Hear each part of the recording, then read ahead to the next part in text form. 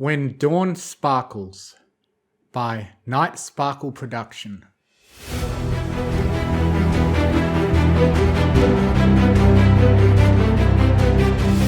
Pray do tell me what reason you have to return to Canterlot, Celestia. I am not certain, Luna. I just want to pay Twilight a visit, that's all.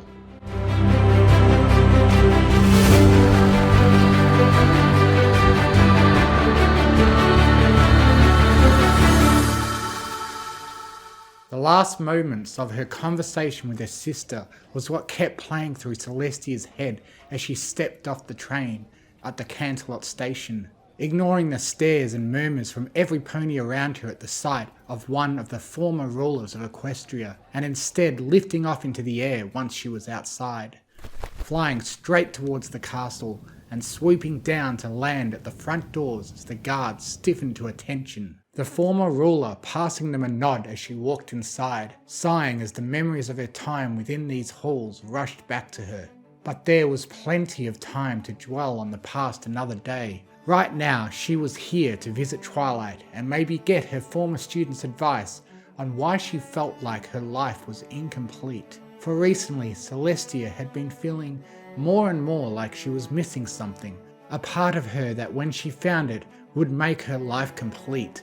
And despite all her years of knowledge, she couldn't put a hoof to what it might possibly be, which was why she had decided to make the journey to Canterlot, and why she was now knocking on the doors to the throne room, feeling a strange fluttering in her chest when she heard Twilight's familiar voice calling out, "Come in!"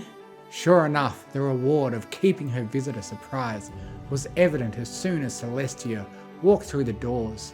Twilight's face lit up with excitement, and she hurriedly stood from her throne and made her way to greet Celestia, the two mares meeting at a midway point between doors and throne, with Twilight embracing Celestia in a hug that the former ruler returned, feeling a warmth in her chest as she smiled warmly. "Celestia, I didn't know you were coming, or else I would have prepared something," Twilight exclaimed, and Celestia chuckled as the two eventually pulled out of the hug. "I wanted to keep my visit a surprise. You seem well, Twilight," the white alicorn remarked, and the lavender alicorn smiled widely. "I'm doing perfectly fine. It's been a while since we last saw each other," she said, and Celestia nodded. "It most certainly has. You've definitely grown since I last saw you," Celestia remarked, since Twilight now stood almost eye level with her former mentor. "And you don't seem to have changed at all," Twilight said with a warm smile, and Celestia wondered briefly whether that was a good or a bad thing, but she quickly waved that aside as Twilight continued. "So, to what do I owe this surprise visit, Celestia? To be honest, I was hoping you could possibly help me with an issue I have been pursuing an answer to for quite some time now," Celestia answered, and then Twilight motioned for her to continue. Celestia hesitated before saying, "For quite some time now, I've felt as if there's something missing from my life, something that for the life of me I cannot discover any fragment of what it might be." "Interesting. How long ago did this start?" Twilight asked, as she and Celestia began to walk together out of the throne room and down the hallways of the castle. "Several months, if memory serves me correctly," Celestia answered, sighing as she hung her head slightly. "Other than that, I know almost nothing about what this may be. All I know is that whatever it is, it's like nothing I've ever experienced before." "I see. I may have an idea as to what it is, but for now, why don't we just walk together for a while?" Twilight offered, and Celestia nodded in agreement. The two alicorns making their way through the halls of the castle, with Celestia not really paying that much attention to where they were heading until they stepped outside, and the white alicorn glanced around to find them standing in one of the gardens of the castle. "Twilight, why are we here? What does this have to do with anything?" Celestia started, turning her gaze towards her former student, only for the words to die on the tip of her tongue as she beheld Twilight, the midday sun shining down and illuminating her former student's mane, causing it to shine in a vibrant brilliance. perfectly framing Twilight's face as she smiled slightly at Celestia. "I'm testing a theory," Twilight said as she trotted up to her former mentor. Celestia opened her mouth to ask a question, but was cut off as Twilight leaned in and suddenly kissed her. The white alicorn's eyes widened in shock before she felt the same strange warmth in her chest spread through her entire body as she returned the kiss. When Twilight pulled away, Celestia was left to catch her breath slightly as Twilight smirked down at her, the lavender alicorn giggling to herself at the look on Celestia's face, before eventually saying, "I think I may know what you're suffering from, Celestia." "And what is it?" the white alicorn asked once she had caught her breath, and Twilight smiled as she leaned in and whispered in her ear, "You're missing someone in your life to love and cherish you, more than like a sister or a friend would." Celestia blinked, opening her mouth to say something to negate what Twilight spoke, before pausing and thinking it over as she closed her mouth. Sure, she had made plenty of friends in her lifetime, but even in her retirement she spent most of her time with her sister, but never once had she thought that the reason for her feeling of incompleteness was that of love. "So, you're saying that I need to find some pony to be with?" Celestia eventually asked, and Twilight shook her head as she leaned down and kissed her former mentor's cheek, eliciting a surge of warmth from Celestia's chest through her entire body as the white unicorn blushed and lowered her head. "No, what I'm saying is that you need to find the pony you love, and that loves you back," Twilight said, before adding, "and based on your actions here, I know who that is. It's you." Twilight fell silent as she and Celestia stared silently at each other, one with the look of shock, the other with one of revelation. While it was true that Celestia had viewed Twilight as a student for most of her life, she couldn't deny that Twilight had grown up into a fine alicorn and ruler, and it was no lie that she was extremely beautiful. It only made sense that Celestia might be inevitably drawn to that which she was familiar with the most. "So, what now?" Celestia asked, already knowing in her heart what she wanted to do the most. "Now we just see how much we love each other," Twilight said, and the two met each other in the middle as they embraced and engaged in another passionate kiss. So this time, kiss me slow. So this time, kiss me slow. Before I go.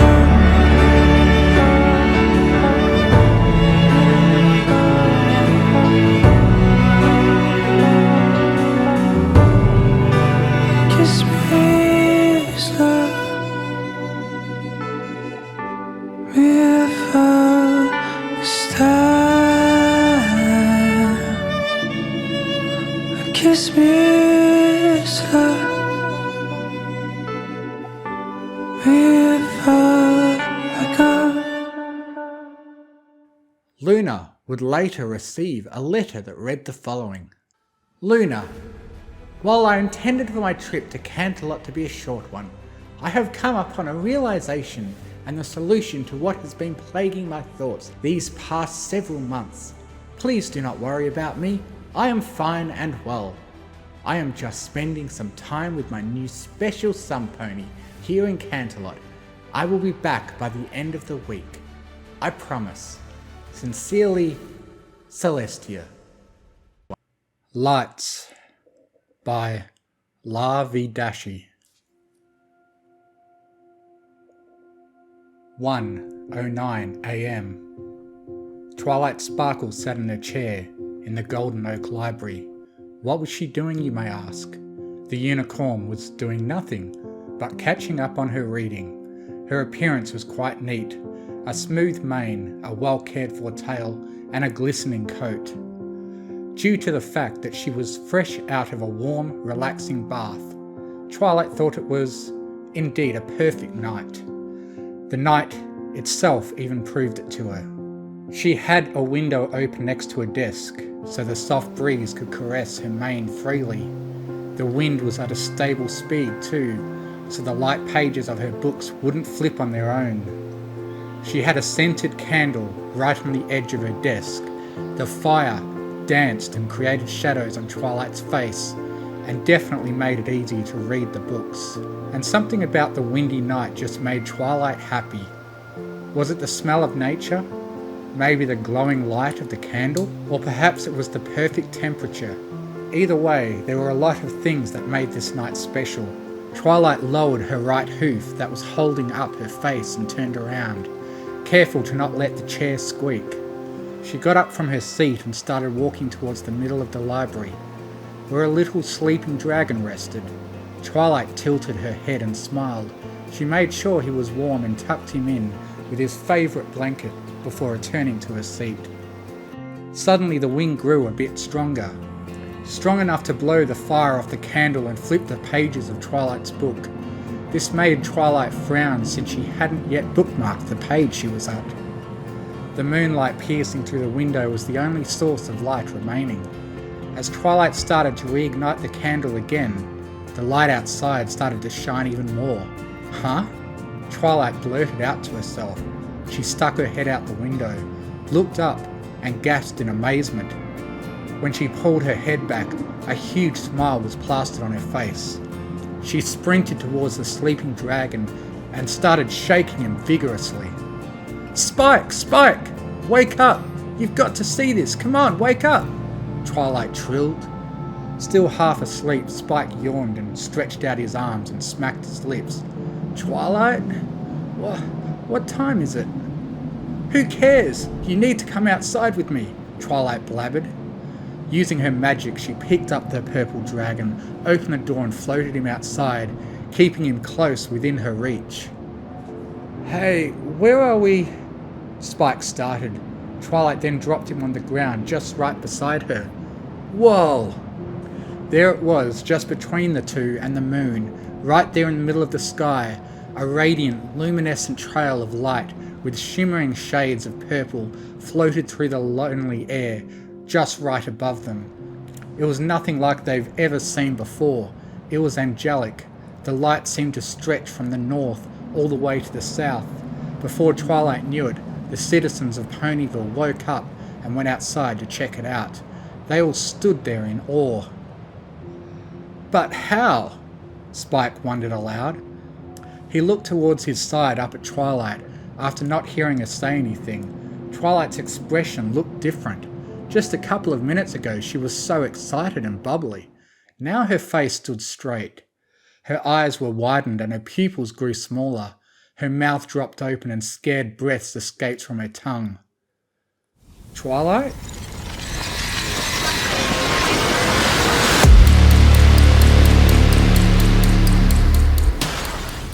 Finally, taking her gaze off of the sky, Twilight turned to Spike.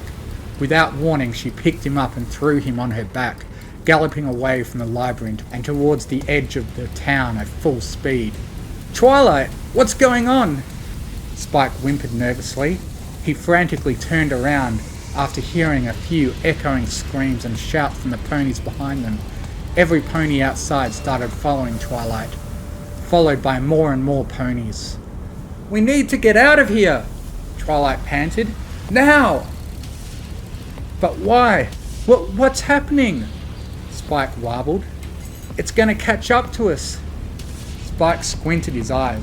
He started to see a big, dark shadow emerging from near the library and consume a few of the ponies who didn't run. The wails from them evaporated into thin air, leaving nothing of them left. "Twilight, where are we going?" Twilight couldn't answer. She was too focused on getting her and Spike out of there. She didn't stop.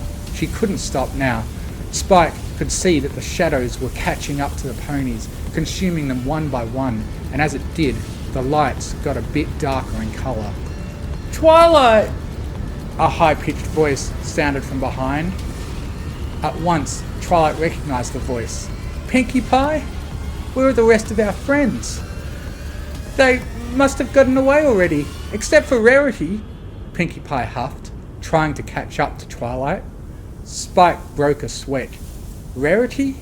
She didn't get eaten yet, did she? I don't really know, Pinkie stammered, slowing down with tiredness. All I heard was her soul-scratching scream and it just disappeared along with the Carousel Boutique.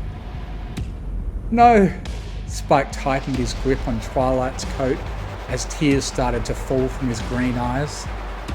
Spike, there's nothing we could have done, Twilight sadly sighed, her speed accelerating as she heard more shouts and shrieks from beyond.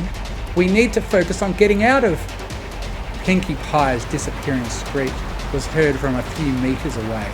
Spike clenched his eyes shut as Twilight, now starting to cry, sped up faster and into the ever-free forest.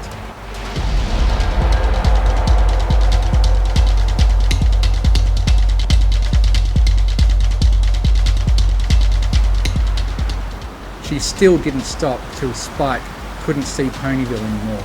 What was there to see though? Everything was gone. Rarity, Pinkie Pie, every pony.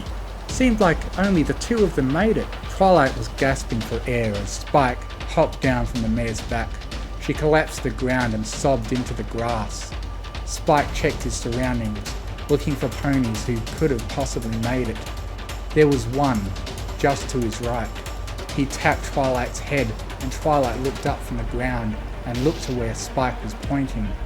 A slim alicorn silhouette was walking past them a couple meters away, her silky mane wavering in the wind.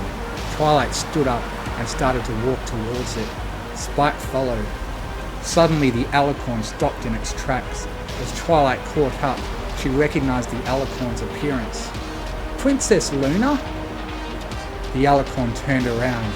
It was indeed Princess Luna, although Twilight couldn't be sure since she looked different. Princess Luna looked like she was rotting. Her hooves and legs were now nothing but bones and little pieces of dust and blackened flesh. Half of her face was disappearing too, her skin crumbling and fading away right then and there. Princess Luna approached Twilight, revealing the other half of her body. It was all bones. Princess Luna! What? Luna stood a foot away from Twilight and faced her.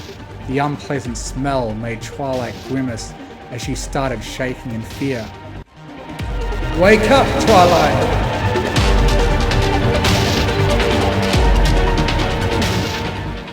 Princess Luna bellowed, her voice sounding like it was glitching.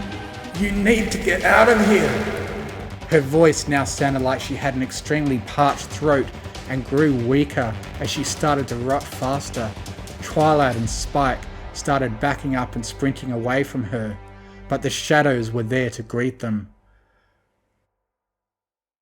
Twilight woke up in a cold sweat. There she was, back at home in her chair. I must have fallen asleep while reading, Twilight chuckled nervously to herself. Suddenly the candle went out. Twilight's smile slowly faded as she hesitatingly looked out of the open window. There it was again, the purple light. Then that means...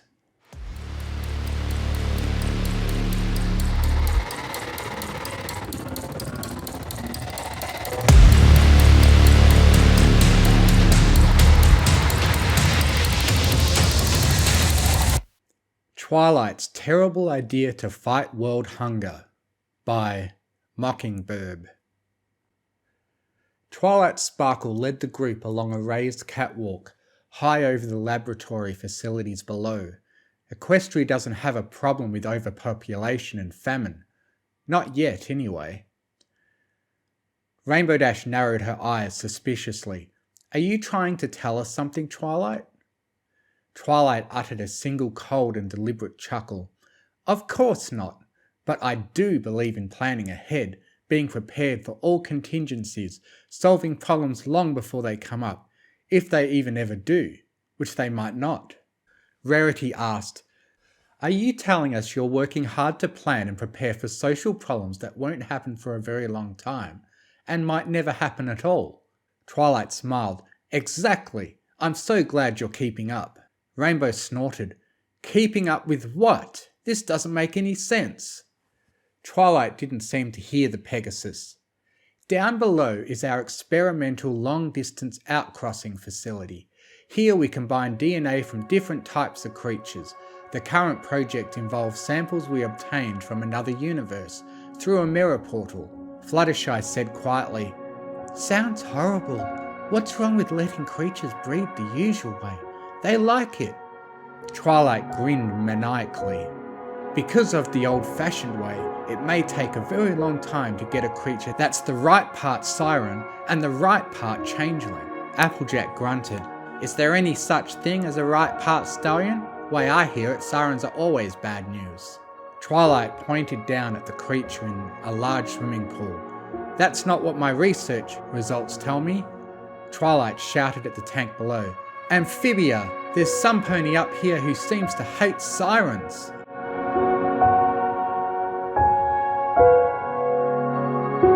The glossy-skinned, dark blue creature smiled up at the tour group. She waved a forefin lazily. Really? I'm so glad to hear that. Who is it? Applejack grumbled. Wouldn't exactly say I hate sirens. I just don't see any cause to be forcing siren DNA and changeling DNA into some weird, unharmonic combination, she added more quietly. Okay, maybe I do hate sirens just a little. The creature below pushed off from the shallow end of the pool and did the backstroke. That's not what I'm feeling down here, darling. To me, it feels like you hate sirens a whole lot. The creature blew mist out of her blowhole. Or am I feeling hate and distrust towards changelings? The way I'm put together, I get the benefit of both. How lucky I am to be me. Applejack complained. That ain't right for some creature to be eavesdropping on my feelings like that. Why can't my personal private feelings be personal and private? Twilight explained. Because both changelings and sirens can feed on other creatures' feelings, your hate and bigotry. I am not a bigot. Can feed a whole community of chinings. If we can only fire up your feelings hot enough, and if we get them to hate each other, we can feed even more creatures. Pinkie Pie said in a big loud voice. I've heard a lot of bad ideas, but this one really takes the cake. She pulled a cupcake out of her saddlebags and stuffed it into Twilight's mouth. Put that in your pie hole. Applejack took a deep breath. Okay, I guess you've shown that by getting me riled up enough, maybe you can feed a whole herd of unholy abominations. But what good does that do us? Did you ever think maybe hate can be bad? That's true, Fluttershy said. We should try to keep our feelings calm and grounded, otherwise bad things can happen. Twilight replied, You want to know what good it does for us? I'm already working on creating special chinings that are mental voids without minds or thoughts of their own. Dash exclaimed, And this is supposed to be an improvement how? Twilight jumped up and down with excitement, because if they don't have minds of their own, there's nothing wrong with transferring pony minds into their heads, so the mindless chinings' bodies will go to good use, and every pony will be able to eat a healthy diet just by taking in the general ill feelings that creatures can have towards each other. Pinkie growled.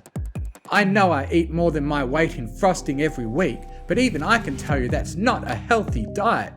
It's just a contingency plan, Twilight said. A brilliant plan, but just a plan, in case we need it. Rainbow Dash looked down at the aquatic creature. Whatever you call it, that creature sure is huge. What a lot of blubber. It's a chining, Twilight said. The creature below said, That's because I'm an aquatic mammal. For us, several tons of blubber is just a healthy weight. My doctor says I might be a little undernourished. Rainbow Dash laughed. That's hilarious. You're bigger than a whale. What part of aquatic mammal don't you understand, you featherbrain? Hey, Rainbow shouted. There's no call for that kind of language. That's insulting. You insulted my natural weight. What kind of language do you expect to hear back? The more I see and hear of that giant blubbery creature, the less I think I like her. Yay! The swimmer cheered. Hate me all you want. More yummies for me. Fluttershy whispered in Twilight's ear. What was that, Fluttershy? I couldn't quite hear you.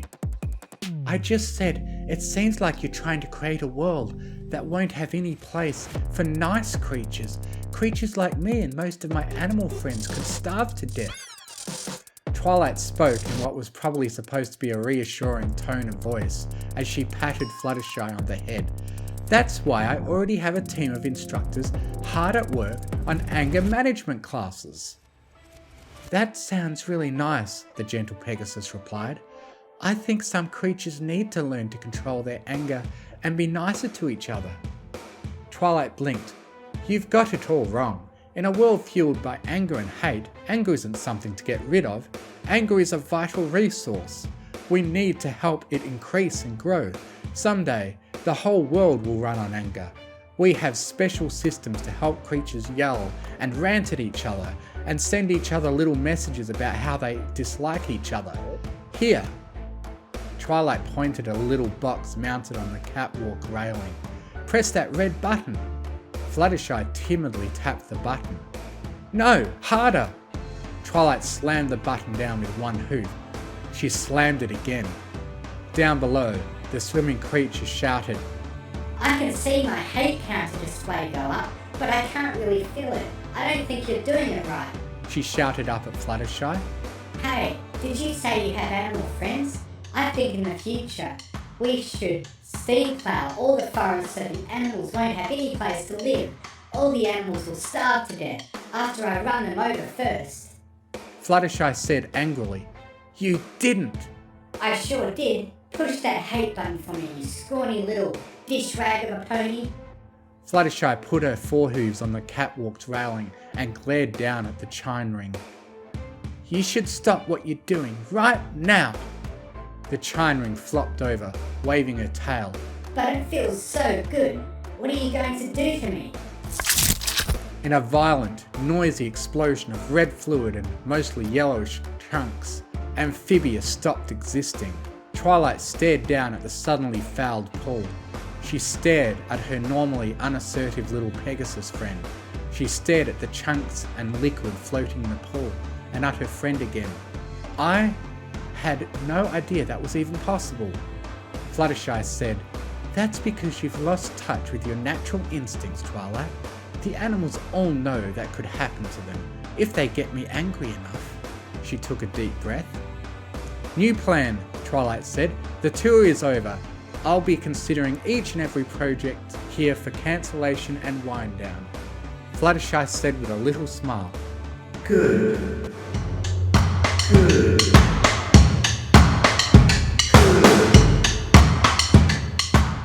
Twilight complained to Luna over the breakfast table. I can't believe you didn't wake me up. Luna fluttered her eyelashes innocently. If some pony is having a nightmare they can't handle, I can come to help them. But you needed that dream. Your mind was working through some issues in its own way. If I'd interfered, I'd have prevented you from understanding. Whatever it was your mind was learning to understand. I think that was the stupidest dream I've ever had in my life. Good. Luna took a bite of banana peel. Ponies had asked about that before, but she'd said the extra fibre helped her digestion. I'm glad you can see that. Luna took another bite, this time from a pancake Celestia had made with a goofy face on it.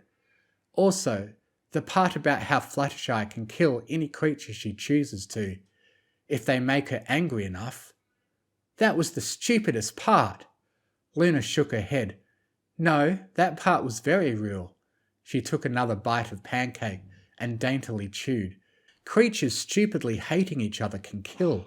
It can distract from solving real problems and become its own worst problem instead.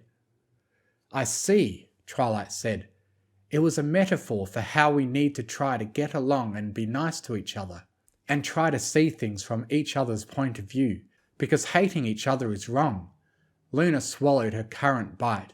That's all very true, and I'm glad you see it, But you also need to know that every creature in this world lives only by the sufferance of Fluttershy, because we haven't made her angry enough that her anger would make us explode and die. Twilight shouted, "Hey, I have a brilliant idea!" Luna's big blue eyes looked at Twilight expectantly. "We wouldn't even need wood or coal to fuel our steam engines if we had the sense to use Niric power. When Nirics get angry, they produce more heat than just about anything. I just need to do some calculations." Twilight jumped out of her chair and ran out of the dining room. Luna smirked. "How ingenious of you, Twilight. Pleasant dreams.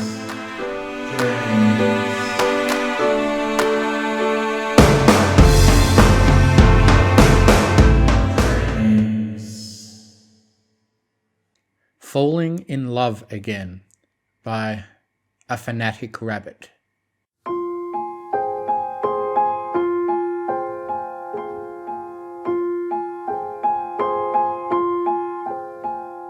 Twilight obsessed over the reflection in the mirror. She reared herself up on the sink, staring at the myriad of imperfections apparent to her. She never felt most of them, but that didn't make them any less real. The wider jaw, the broader shoulders. She pressed an ankle to her neck and chin, feeling the roughness of her fur from puberty slamming into her like a train. It was a little much to hope that her becoming an alicorn would fix all those problems, she supposed. At the very least, the work she could put in, the solutions she could find, all worked much the same. Rather than staring at each little imperfection any longer, Twilight pushed herself back and took in her entire self. Up close, she could easily spot every little detail that might paint her as something other than a mare. Further out, she could see a more complete picture, and the myriad of problems almost disappeared. She could still see them, of course. She knew where to look. If her face were a map, she could give coordinates on every hated geographic point from memory. But further away, she didn't see an atlas of disgust and shame. It had taken her years and plenty of love from friends, as well as learning to love herself again. She was a painting, with new coats of paint being applied over and over, altering and improving the original work, but never replacing it. She'd grown her mane out in the years since she came to Ponyville. She had let Rarity do her makeup to hide some of the things she disliked, and to emphasize what she did. Her eyes, for one, and the shape of her mouth. Twilight grinned, and the feelings of discomfort and surety in who she was intensified. Rarity called from the other side of the door, gently knocking as she did. It startled Twilight out of her thoughts, but she quickly turned and unlocked it, opening up the door to the rest of the boutique, to Rarity standing there before her. "You were in there for a while, darling," said Rarity. "Is everything all right?" She tilted her head just a little, an eyebrow raised a fraction. Her voice took on a familiar tone as she asked the question, and Twilight knew what she was really asking. She felt glad she didn't have to lie for once in a long while. "Never better," said Twilight. "Thanks for doing my makeup. You know I'm hopeless with this stuff." She leaned in and down, pecking Rarity's nose, and the seamstress flushed and chuckled. "Oh, it's nothing, dear. Besides, you're still getting used to this stuff. I had several decades to put it all together and become the professional I am." Rarity made a small gesture with her head, and the two mares walked back down the stairs and toward the main floor of the boutique. "Most of the others are about ready, by the way. Applejack's just helping the little ones get some face paint done." She pulled a face, a stuck-out tongue and played-up grimace. There was still a smile mixed into it. "Face paint is always so tacky." "And makeup isn't?" Twilight asked teasingly. Rarity growled lightly, then tossed her mane back and held up her nose. "That's different. You know that." Twilight giggled and nodded. "Yeah, I know. Still, they're both about making yourself look different, and can be about hiding yourself and celebrating something. What sort of face paintings have they gone for?" Rarity opened her mouth, then cringed as she heard a crash, and a little orange filly fell out of a swinging door. The door smacked against the wall, and Rarity frowned. "Scootaloo?" The little Pegasus blinked, then scrambled onto her hooves. She had 2 little squares of paint on her cheeks, one pink, blue, and white, and the other in shades of orange and purple.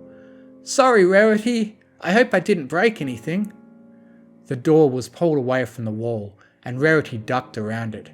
There was a slight tensing in Rarity's shoulders, and Scootaloo shuffled back against Twilight's legs.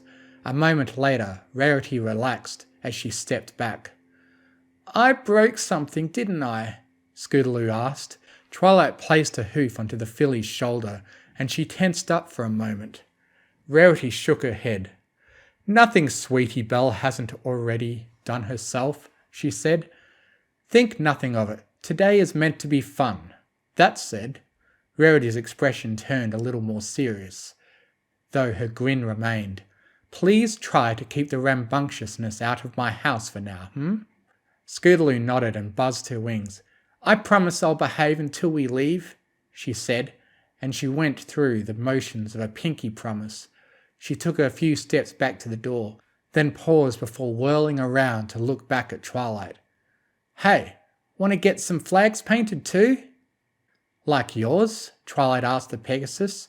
Rarity glanced up and down between Twilight and Scootaloo, and as the alicorn grinned and answered, "Yes," the seamstress let out a small groan.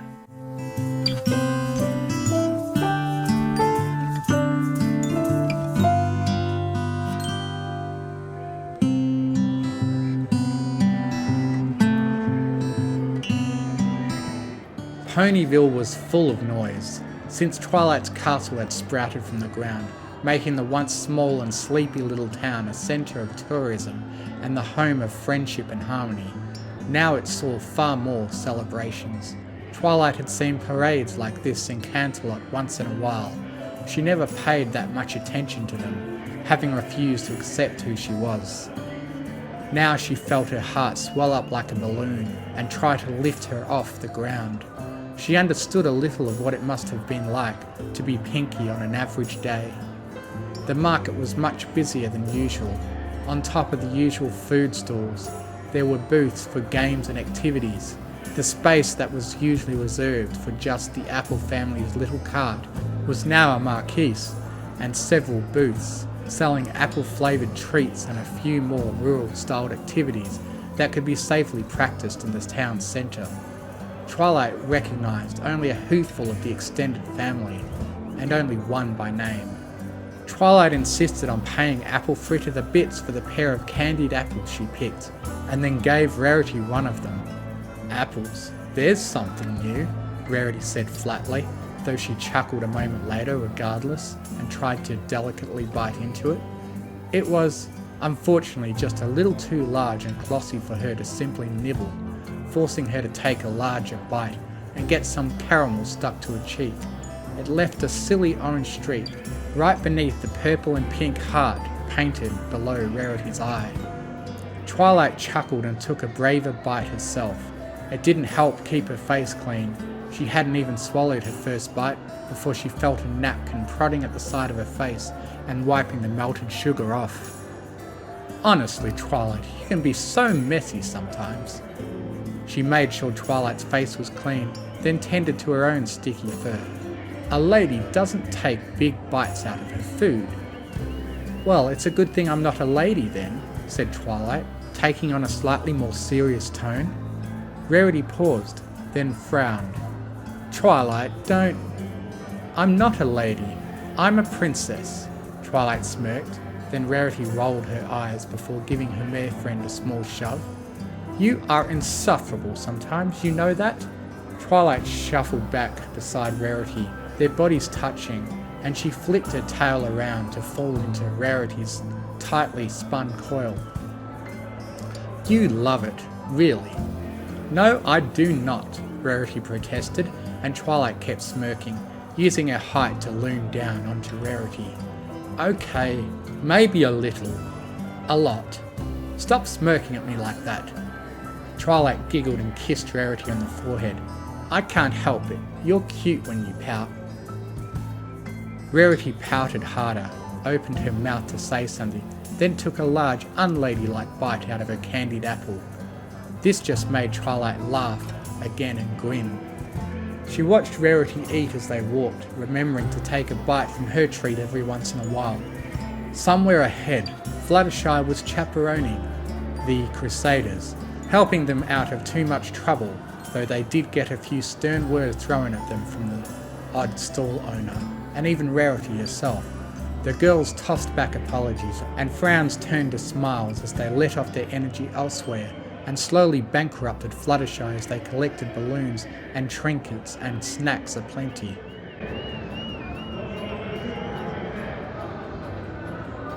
Despite that, and despite the noise, the volume of the ponies around them, Twilight couldn't take her focus off of Rarity, and off of herself. She chewed on another mouthful of her apple, and reflected on what her life was like before, how dark and bleak it was. Despite how good and capable she was, maybe it was only such compared to the bright, gleaming hope and love she saw in Rarity and her other friends, but it was definitely much better now. Rarity caught Twilight's stare, and another errant smear of caramel. She floated up another tissue. "What's on your mind, Twilight?" Twilight made a small noise. "You've got that look about you, like you're thinking too hard." Rarity chuckled. "Reminds me of the times I caught myself snagged by my muse." "Maybe not quite the same." She ensured Twilight's cheek was sparkling clean once more. "Do you want to share?" Twilight hummed, then shrugged. "I'm just thinking how much I love everything right now." She gently bumped Rarity, making her drop her appleless stick, though Twilight caught it before it hit the floor. "You especially, of course. But just in general too. The girls, all the other friends we have, everything seems so sunny." She bit her lip. "That sounds sappy, doesn't it?" Rarity gently bumped her cheek against Twilight's, and the little electric shock of love and acknowledgement made the hair on Twilight's back stand up. "Not at all, love." Rarity stopped and turned to face Twilight head on. Twilight did the same, and took another bite from the remains of her apple. "Loving being alive isn't sappy. It's wonderful and delightful. It reminds me that the mare I fell in love with is worth all my effort and attention." Twilight gently ran a hoof in circles on the floor. "You think so?" "I know so. I know you have a unique experience with life." She then leaned up, kissing Twilight's lips. They held together for a few moments, and then the sticky sugar pulled apart as they separated. "It's good to know that despite that, you've taken to life like you've taken to every dress I give you. It fits you perfectly and brings me an endless amount of joy to see."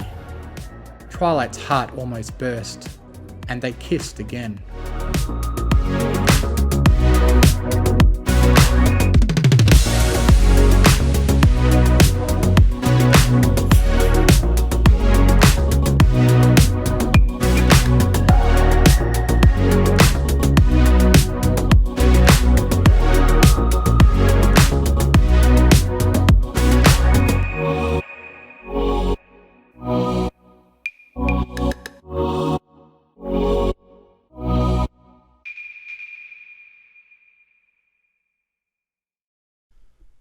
A 1,000 Years Later.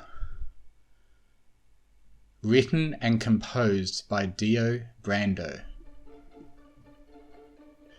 Dear friends of mine, I'm writing this to you not because I think you will receive it.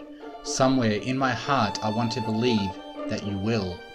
I know, however, that what's done is done. In this long time that I have taught so many the value of friendship, there is still one lesson I have yet to learn for myself, and that is how to deal with its loss. Yet I shan't focus on that which is inevitable. I shan't focus on that which cannot be changed. It is a process of life, ironically. A cycle must come to an end to start anew. However, my beloved friends, I never thought, not then and not now, that I would truly have to endure for so many years the pain of losing all of you. In order to settle this in my broken heart once more, I shall write to you, to all of you. This letter, which you shall perhaps never read, is all of my love towards you, to bring together the memories we shared, our best moments, and to bring forth the good in all that you ever were and are to me today. Rainbow Dash, you were as loyal a friend as any, and even more. I remember hearing the crackling across the sky, seeing that burst of colour rushing over the horizon from when you performed what ponies thought to be impossible. Your daring attitude and your competitive nature would have seemed by some to be bothersome, but I saw the spirit of a friend who would do anything to keep her loved ones up the top. Someone who wouldn't turn down a challenge, no matter how difficult, because their friends relied on them to complete it. I saw in you not arrogance, but a true heart. Pride, not in yourself, but in the ponies you surrounded yourself with. It was that pride that made you so important to us all, that showed us it was okay to brag on those you loved. You taught us loyalty to one another, and you brought to us those traits that no one else could have perfectly exemplified but you. I wish not to have known you for a single day less, yet even now I would give everything for even a day more with any of you. Rainbow Dash, you taught me loyalty, and I will never forget the promise I made to you on that day, to never let my friends down, even though things might be tough. Rarity, you were the most generous of us all. I will never forget the many times you sacrificed your look, your time, your money and your efforts to help me and all of us out of any scenario we faced. You never batted an eye to it. Not once did you ever think twice to give to those you held so dearly. You showed us what generosity was. And of all the things you gave, your heart was the most valuable. Every time you helped another out with what you had, you showed us how to use what we have earned, not just for ourselves, but for others. To give to those less fortunate than us, that they might give to others as well. You could have pursued a path that would have given you everything, that would have kept everything to you, but you sacrificed everything for what you and all of us believed was more important, your friends. You realized that, truly, the love of your friends was everything, and that, perhaps, it wasn't even a sacrifice to you. You put your friends above yourself, and you gave to them what you would have wanted. Thus we gave back, and so did every pony you had ever helped. The tears from your eyes as you laid on that bed, seeing all the ponies that you selflessly gave to coming to you to give back, was perhaps the most heartbreaking moment of your passing. It was sad to see a pony like you leave, but your impact has outlasted this long time. Your legacy has continued, as all of our friends have.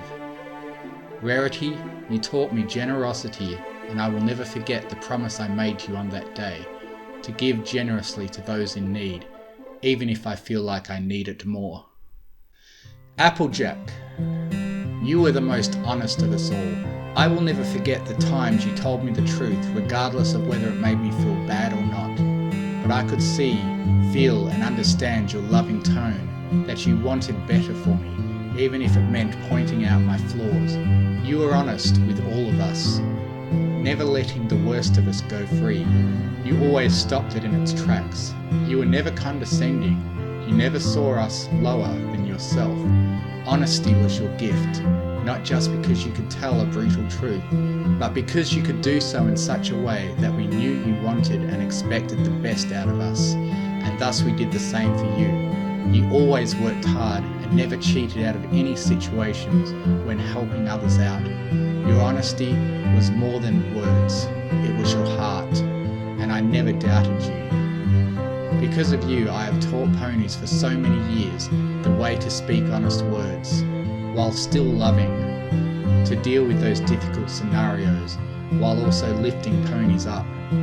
Applejack, you taught me honesty, and I will never forget the promise I made to you on that day, to speak truth and to speak love, so that every pony could reach their highest potential. Fluttershy, You were the kindest of us all. I will never forget how you put every pony before yourself, how your soft voice comforted so many souls who were in such need of it. For me, you were my hope of dealing with daily stresses.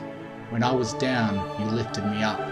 You did that for all of us and everyone you meet. You left no pony out, making sure that every pony within your reach had even a touch of kindness to keep going that day. You always knew when someone was feeling left out, when they were sad or angry or stressed.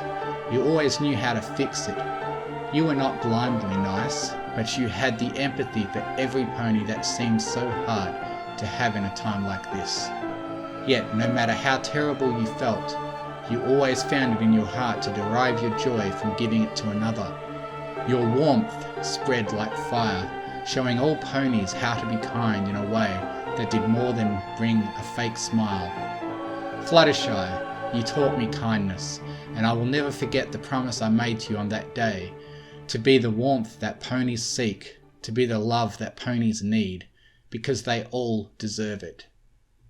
Pinkamena, Diane Pye, you spread the most laughter of us all.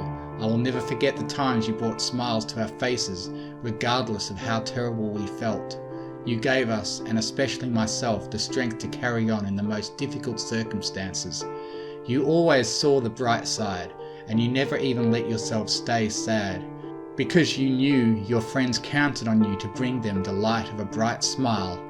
Because of you, we all knew how to bring joy in the darkest of times, when days were as black as night, when they were as cold as a harsh winter wind. Your smile was sometimes all that I knew I could look forward to. Even now, I would beg the goddesses to see your smile again.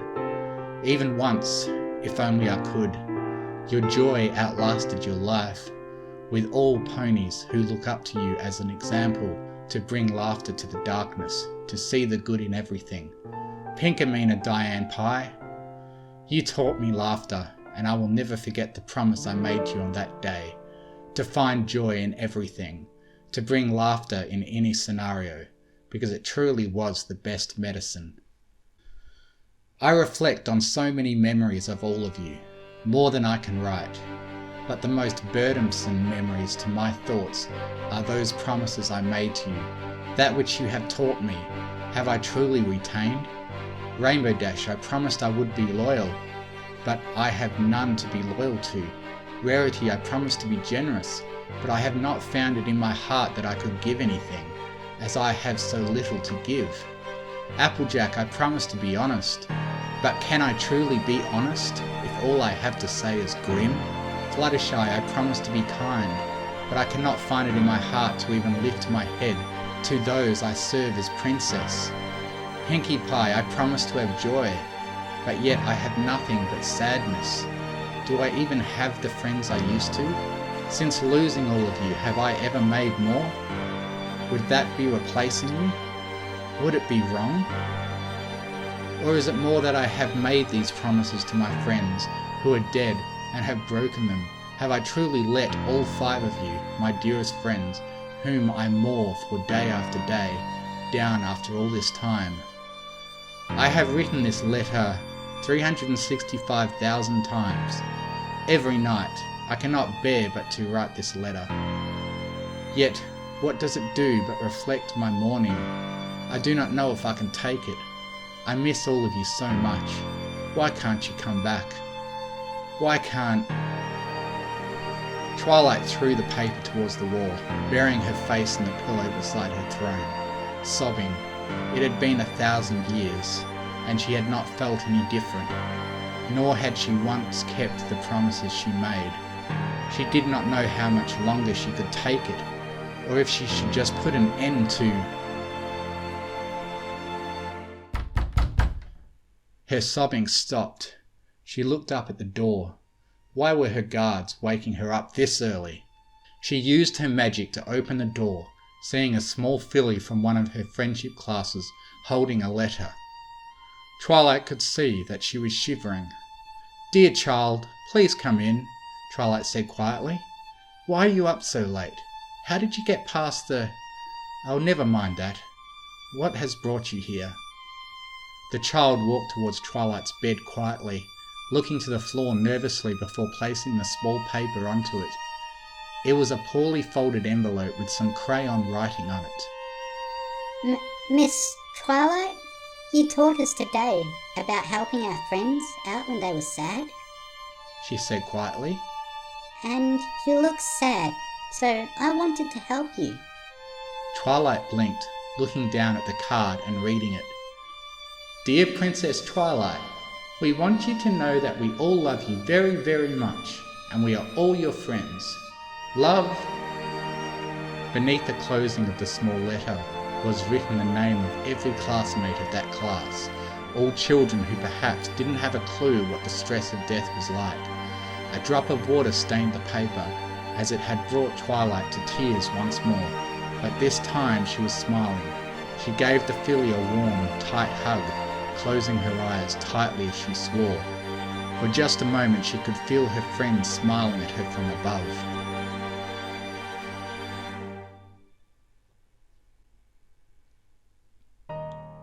Dear, dear friends of mine, I see now that it is not wrong to let go of death, because in the process of holding onto your deaths, I have let go of your lives. This filly, who perhaps does not know of these complications, has come to me to teach me the most valuable lesson of all. Friendship does not end with death. Friendship continues on for the living. Not one more day will I break these promises I have made to you. I swear. Thank you for everything, my beloved friends. Love, Twilight Sparkle.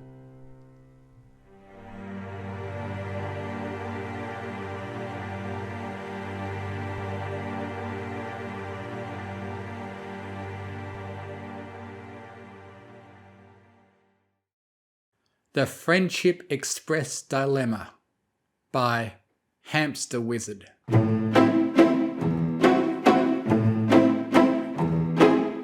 The exact nature of the situation is irrelevant. The problem seeks to answer a moral quandary. Rainbow Dash raised a hoof once more. Twilight flicked her pointer in her friend's direction. No, for the last time, there is no way to stop the trolley. Rainbow Dash slowly lowered her hoof.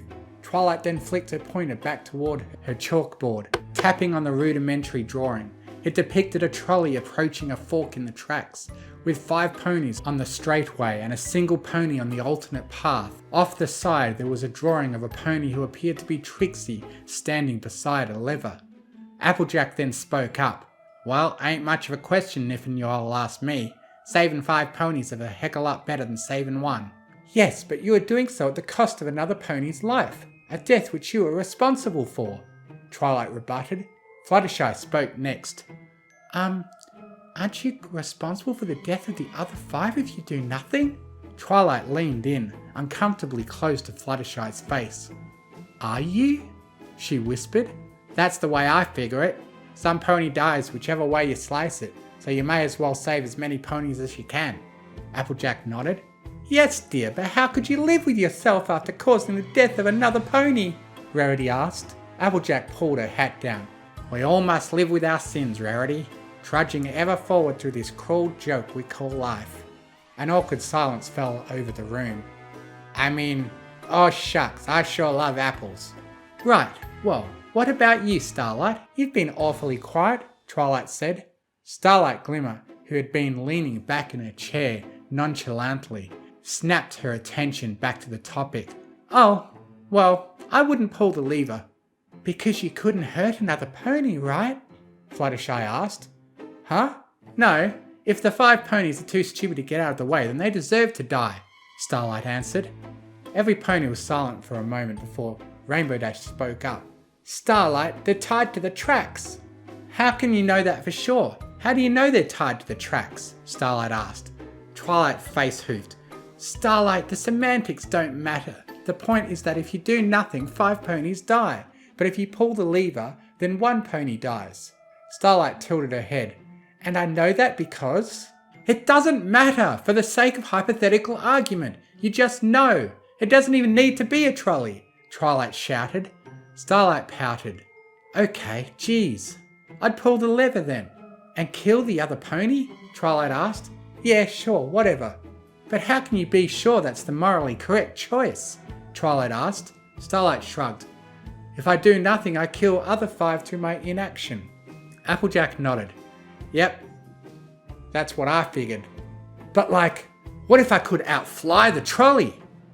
Oh, for the love of Rainbow, for the sake of argument, the trolley is moving infinitely fast. You cannot outfly it, Twilight groaned.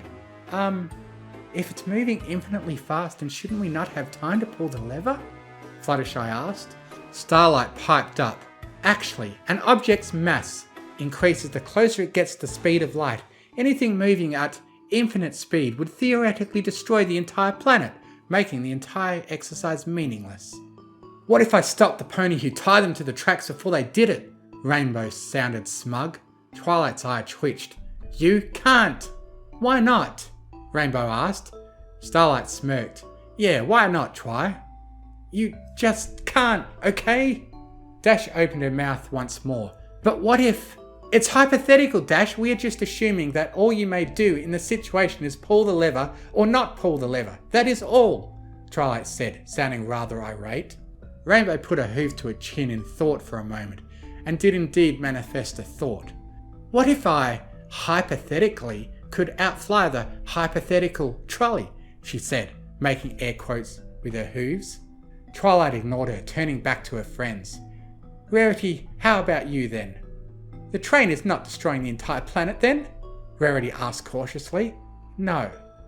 But it is still moving too fast to stop or untie the ponies from the tracks? Yes. Oh my, this is quite a conundrum. Rarity pondered the question for a moment before speaking. I believe I would pull the lever and simply bear the guilt myself. Twilight nodded. Most ponies say that they would pull the lever, reasoning that they are responsible for the death of the 5 if they do nothing, and that 5 lives are worth more than 1. However, Twilight flipped the chalkboard over, revealing a similar drawing, only this time the pony beside the lever was Applejack, and the single pony on the branching path was Applebloom. Twilight smiled at the gathered ponies. Who would pull the lever now? Starlight raised her hoof, and every pony glared at her. What? She asked. Starlight, that's Applebloom, Applejack shouted. Who? My sister. Oh. Starlight lowered her hoof. Twilight nodded to herself. Applejack, would you care to explain your change of heart? Well, family comes first after all, Applejack nodded. But are you not then responsible for the death of the 5 ponies on the other track? Twilight asked. No, not like I tied 'em up. Right then, Starlight, earlier you said that if you do nothing, the other 5 die through your inaction, Twilight said. Yeah, true, Starlight responded. And you would let the other 5 die to save a pony you know? Yep. Starlight leaned back in her chair. Wow, that's cold, Rainbow said. I think it's rather touching that Starlight would kill 5 ponies to save Applebloom, Rarity said. Twilight shuffled uncomfortably a bit as she spoke. Anyways, most ponies, even after saying they would pull the lever and let one stranger die, wouldn't pull the lever if some pony they know would die. This is because the life of a friend or family member is worth more to them than the 5 strangers, even though the 5 lives is worth more than 1. What about you, Twilight? Starlight asked. Twilight straightened her posture. I have actually given this some thought. As princess, it's my duty to remain impartial, and no matter who was on the other track, it is my obligation to save as many ponies as possible. Well, okay then, Rainbow Dash scoffed. Looking around, Twilight could see the disappointment on her friends' faces. Really, Twilight? Fluttershy deadpanned at her. What? Twilight asked. I mean, I would have left that lever alone if it was you on the other track, Twi, but now I ain't so sure. Applejack sounded disappointed. Some princess of friendship, Starlight said disapprovingly. And here I thought we were all friends, darling. Rarity flicked her head away from Twilight. We are friends, and as my friends I would expect any of you to do the same to me, Twilight retorted. I can't believe you wouldn't kill 5 ponies to save me. Fluttershy sounded on the verge of tears as she spoke. What? I can't believe we're even discussing this. Of course I wouldn't kill 5 innocent ponies to save you, Twilight yelled in disbelief. Fluttershy then actually began crying, and Rainbow had to put a hoof around her in comfort. Twilight reached out a hoof. Fluttershy, Rarity slapped Twilight across the cheek, but since she has hooves instead of hands, she basically just punched her in the face. Then she shouted, "I think you've done enough!" "Yeah," Rainbow added helpfully. "What the? It's hypothetical!"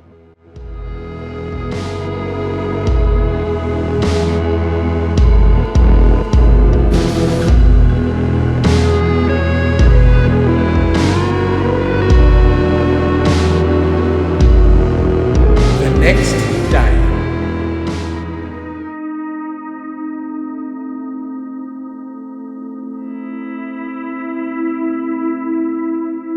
And now they're all ignoring me over a stupid thought experiment. Can you believe that? Derpy nodded her head.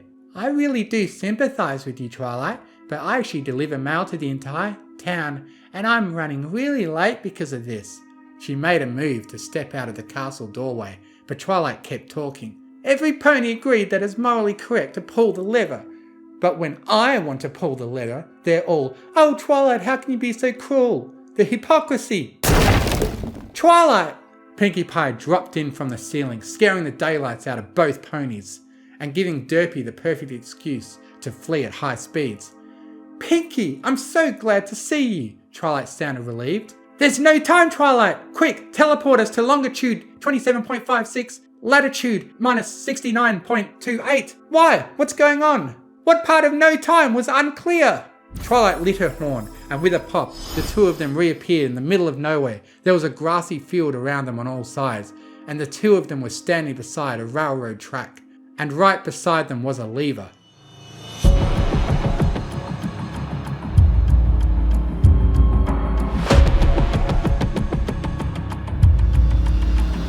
There's a train coming down the tracks, Twilight, and there's 5 ponies tied to the rails. What do we do? Pinkie shouted directly in Twilight's face. Twilight frowned. Is this a prank? Is that what this is? No, look!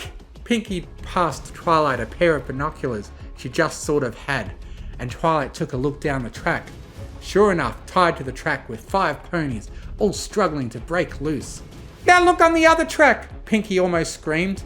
Twilight looked, and to her horror, she could see Spike all alone tied to the other track. Right now, the train is on course to run over those 5 ponies, but if we pull that lever there, then it will change course and run over Spike. Oh, Twilight, this is horrible! Pinkie dramatically fell over.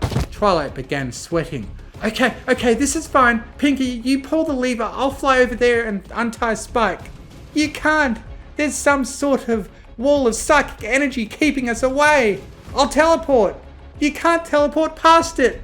I'll go stop the train then. You need to pass the barrier to do that. I'll make a spell to destroy the barrier. There's no time, Twilight. The train will be here in 30 seconds. Pinkie screamed. Sure enough, Twilight could feel the rumble as the train drew nearer to the fork. She could see it now, plumes of smoke billowing from the locomotive. Twilight was pretty much having a panic attack. She was hyperventilating and fanning her face with her wings, trying to calm down. I can do this! Pinkie, you decide! She turned to find Pinkie attempting to tie herself to the tracks. Pinkie! A giant timer appeared in the sky, slowly counting down from 10. Oh no! And then everything was suddenly on fire. I can't! Twilight shut her eyes and huddled up on the floor. Suddenly everything stopped.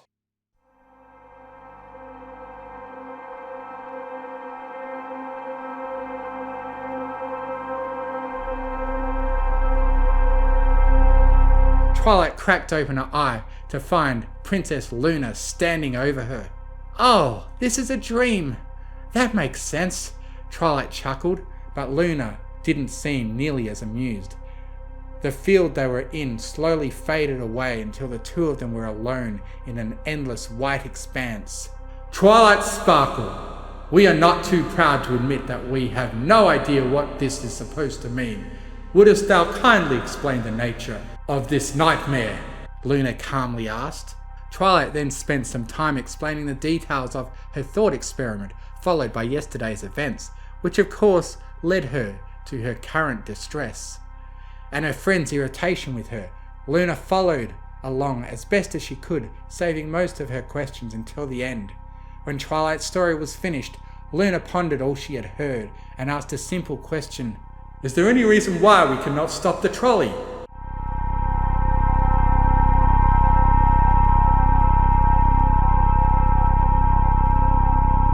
Several hours later, in dream time, so about 3 minutes of real time.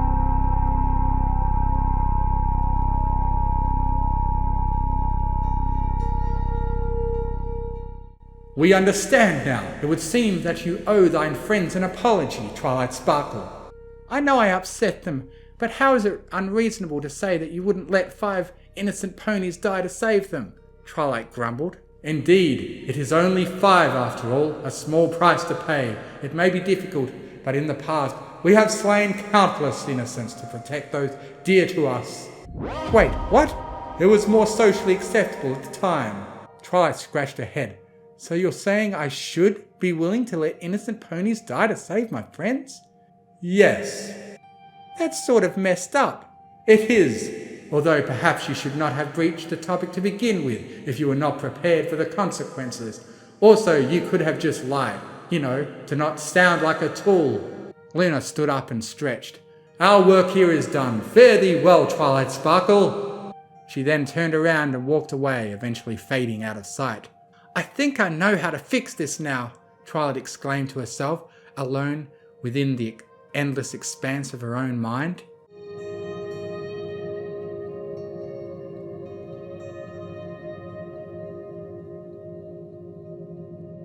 The next day, for real this time, Rainbow Dash, Fluttershy, Applejack, Rarity and Starlight Glimmer had all received a correspondence early in the morning requesting their presence on the train platform at 9:15.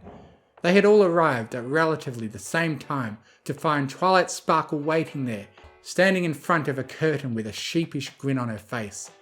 Every pony, thanks for coming here. I just wanted to say that I'm sorry and that I was wrong. I hurt all of you with what I said and I really shouldn't have. You all mean more to me than the entire world and I would have made that clear. So let me prove it to you.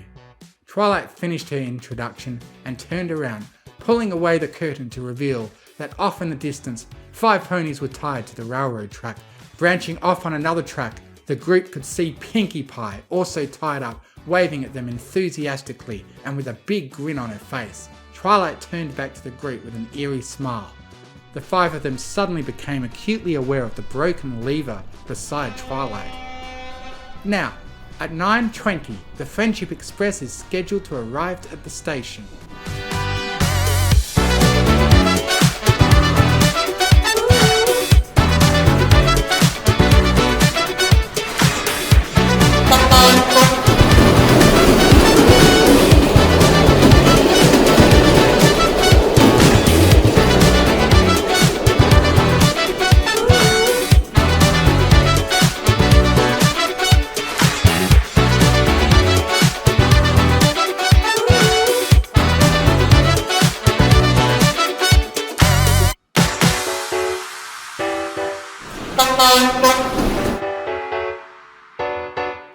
Twilight Sparkle tries to write a clopfic by Solace.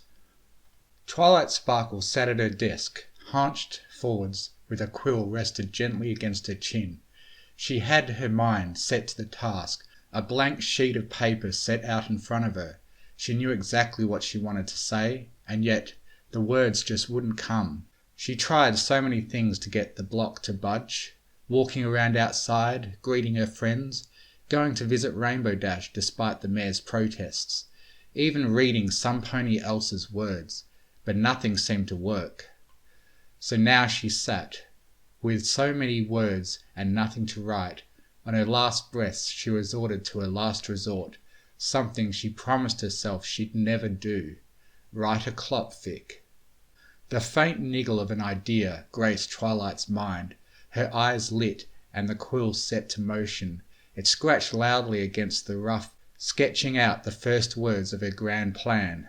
Clover Frost walked out, and she stopped. The quill lifted up from the page, and she read back through what she'd just written, then quickly scribbled an amendment.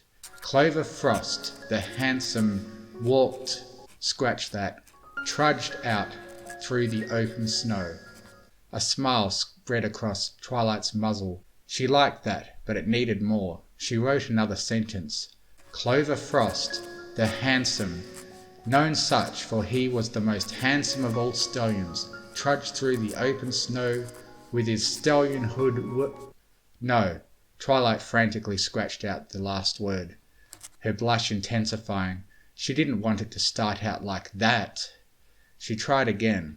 Clover Frost, the handsome, known only as such for being the most handsome of all stallions, trudged through the open flap and into the warm inside of the tent? Twilight shrugged. Might as well be. Of the tent. And then she got stuck. Twilight pressed her quill into the ink pot, thinking to herself as she let it soak to the shaft. There has to be a better way of doing this, she frowned. With the quill freshly filled, Twilight scrunched up the page and tossed it aside, sending it flying across her bedroom and on top of a pile of similar scraps of paper. All her previous attempts. The wad of paper tumbled off the top, rolling all the way down the mountain and sliding to a halt at the base, just beside the still empty wastebasket. Ignoring the mess behind her, Twilight levitated a new page down in front of her and began scribbling anew. Clover Frost, also known as the strongest and most well-hung stallion alive, trudged through the howling wilderness of the frozen north. He shivered, pulling his close clothes to him, and pressed on ahead. He was intent on getting to his destination, a brown tent on the horizon where his lover sunlight. Once again, Twilight found herself frozen, unable to think of a single word. What the hay rhymes with sparkle? After a brief moment of contemplation, Twilight shrugged and pushed on. His lover, Twilight Sparkle. The wind was whipping past his mane, blowing it into a thunderous uproar, but he refused to stop, for his erect. Another pause as Twilight's blush returned in full force. She cast a glance around the empty and darkened bedroom, her eyes settling on Spike's basket at the back, where the tiny drake still snored. She sighed, waving herself with a hoof, and skipped ahead in her tail slightly. Twilight Sparkle sat on the edge of her bed, playing with her toys, when her beloved came waltzing into the tent. "My lover!" he proclaimed. Twilight pushed on, intent on making something of this. "My lovely lover dover smoopy doopy bear!" She choked, feeling a slight bit of bile itching at the back of her throat. She tossed the page away to begin again. And again Twilight found herself stuck. She sighed, dripping the quill in its ink pot despite it not needing it, and began scribbling her ideas. Twilight Sparkle sat at the edge of her bed, the sheets draped over her body and staring with a seductive smirk as she awaited her lover. Clover, the clever, Frost, strode into the tent, letting the flaps swing closed behind him and into the warmth therein. The sounds of hoofsteps reached Twilight's ears and she stopped cold. Her eyes bolted up to the closed door of her bedroom and she held onto her breath.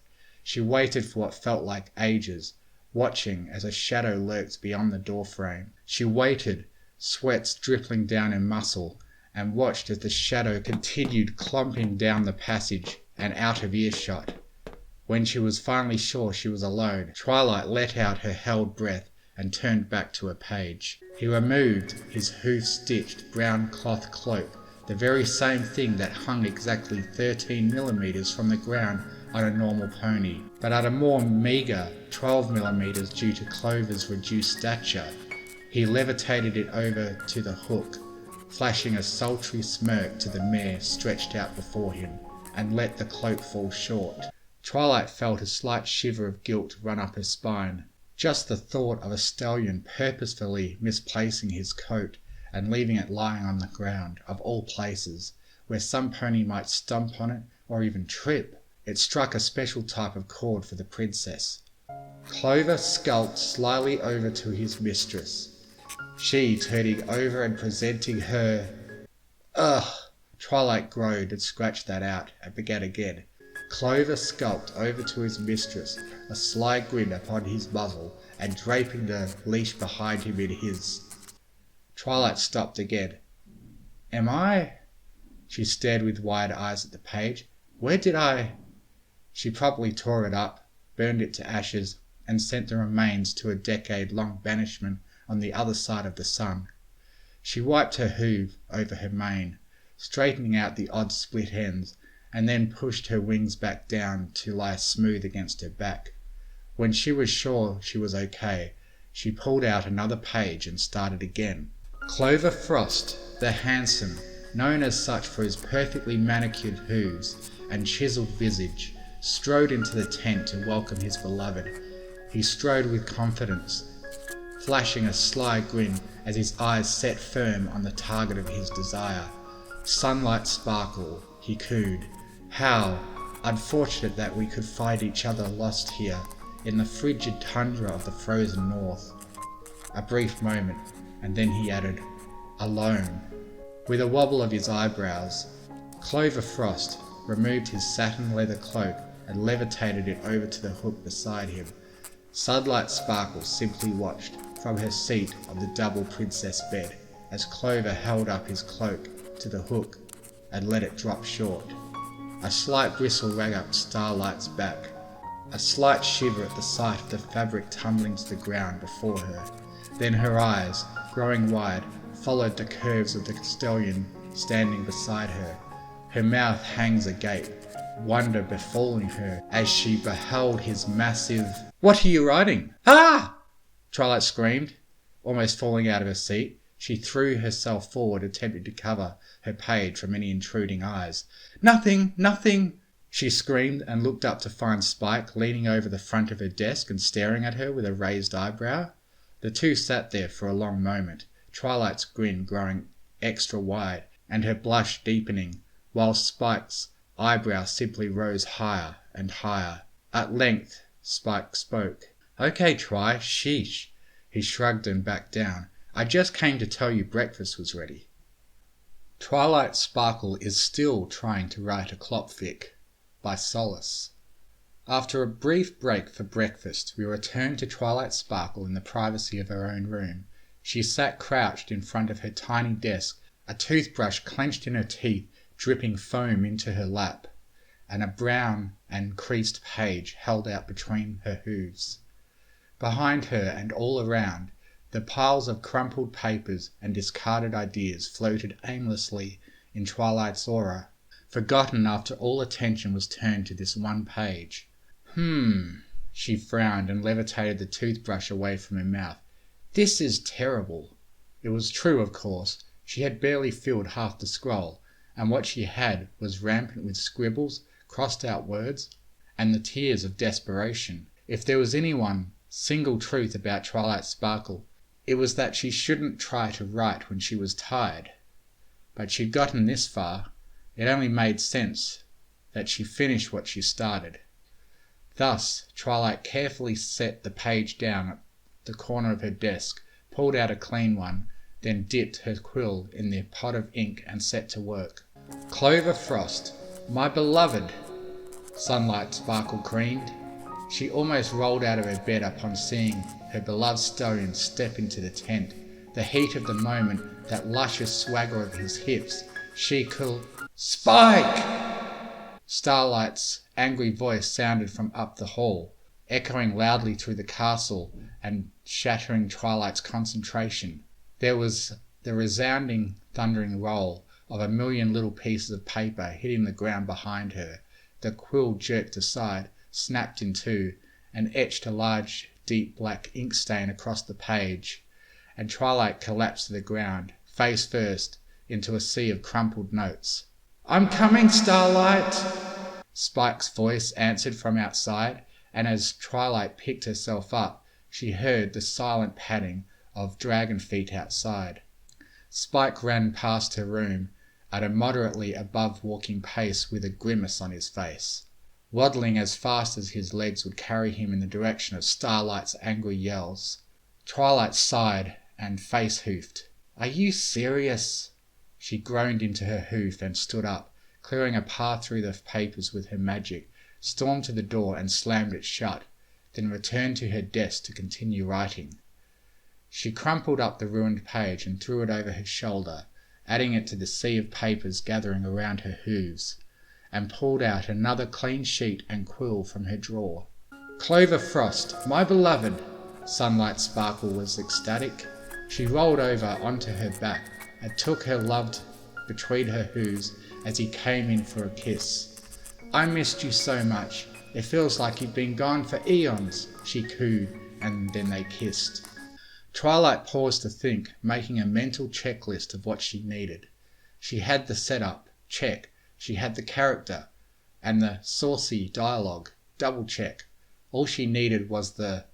Twilight blushed a deep red. Okay. She took a deep breath, shook herself off, and bought herself some time by dripping her quill in the ink. Whilst ensuring it was thoroughly soaked, Twilight forced herself to remain focused, and ignored her wings as they extended behind her all on their own. She needed the saucy bits. She took another deep breath, pushed back her mane, and leaned into writing the next scene. They kissed long and hard, their breaths panting.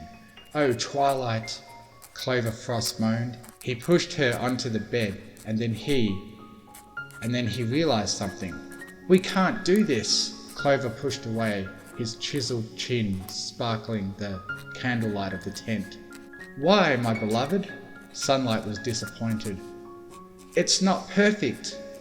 He sat up beside Sunlight, throwing a hoof across the near bare tent. Save for a lone trunk, the coat rack, and Clover's cloak as previously stated, the thundering roar of the ice storm outside filled the room. "This tent is a mess, and I can't love you without the enriching smell of literature to fill my nose." Twilight beamed. It was perfect. Everything she could have wanted from an erotic work of fiction.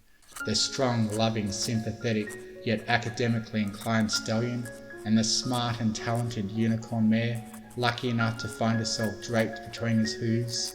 She could see the scene playing out, as it were, right now. Clover Frost, his rippling physique, sparkling in the light, holding Sunlight with his hooves around her barrel, and the golden glow of his horn, as he enticed her with melodious and eloquent words of William Shakespeare. His smooth, deep voice would lull her into a sense of relaxation as he recounted the historical prominence of the author's writings and the reflection of the times they embodied. And then, when she least expected it, he would run his hoof down her barrel, over her flank, and onto her. Twilight's head dipped, her horn brushing past the end of her quill on its way to the table. It hit with a resounding smack, and Twilight bolted upright, wide awake. She looked around frantically, her eyes darting to the corners. She turned forwards again and realized she'd been drooling, brought a hoof up to wipe the spittle away from her fetlock, then looked over the page. It was almost 3/4 full, with a few droplets of spittle staining the bottom edge of the page, and a large mark etching off from the last word where Twilight had fallen asleep. She'd gotten off on a horrible tangent, but she was sure she could still save it. Thus, after wiping away the extra ink and ensure her desk wouldn't be permanently damaged, she leaned back to her work. "Oh, Clover, Scratch that. Frost," Sunlight beamed. "Make love to me like Romario did to his beloved." Scratch that. She begged, aching for him. "I will, my bean of sunlight in the twilight, like the millions of stallions who..." Changing her mind, Twilight quickly scratched out the last few words and pulled in her seat to sit more comfortably. Once she was sure she was close enough to the desk that there were no more papers shuffling at her hooves, the quill's movements resumed. "Like a million stallions who could not..." And then they kissed again. And in their flurried motions against each other, Sunlight lit her horn and summoned a frilled silken cotton saddle to wrap around her barrel, the bark straps flapping freely at her sides against Clover's hooves. He leaned into his beloved and the quill froze, motionless, inches off the page. Twilight's brow furrowed as she fought for the right words. And still nothing. Twilight clicked her tongue and pulled the quill closer to push against her face as she thought. Her mind had suddenly drawn a blank. She knew what she wanted to do, where the story would go, but she couldn't for the life of her find the right words to describe it. It was like the... Oh no! Twilight gasped under her breath and pressed her hooves, came up to press against her forehead. It can't be! She groaned into her hooves and began rubbing her temples. She couldn't have writer's block again, and right when it was getting good too. So she had to write something, anything. The quill trembled as Twilight's magic brought it back down to the page. She began racking her brains, trying not to focus on the page, but rather what she was trying to do. She knew what she had to do, what she wanted, but she just couldn't.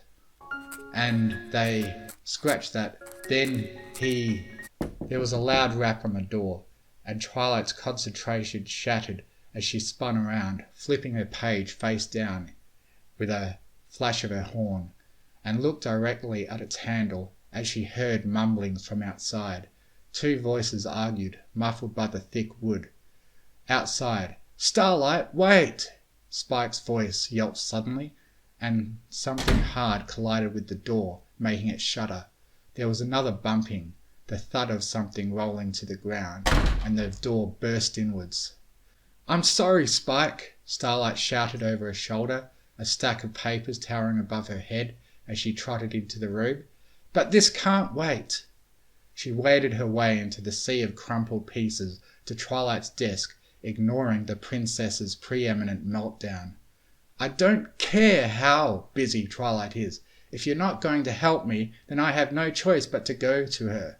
Twilight was almost knocked aside as the stack of papers levitated up past her and set themselves down with a loud slam in the middle of the desk, rattling it, knocking Twilight's quill to the ground and thoroughly burying her previous work beneath the mountain. "What?" Twilight did a double take, glancing on Starlight, to Spike as he waddled into the room at the back, panting loudly and rubbing a large bump in the middle of his forehead. She turned then to the pile of papers towering in front of her. "What are these?" She levitated a trio from the top of the stack, reading the titles as they drifted past her face. Equestrian Labour Act of 1405, Mind Control Labour Relations Act of 1309, Equality Inequality Divisions Act of 802? No time to explain. Starlight shook her head, levitated Twilight's quill up from the floor, and shoved it into her face. "I need these documents signed by a princess right away." I told you, Starlight." Spike huffed out of his breath as he ran up beside Starlight, holding up his arms and standing between her and Twilight.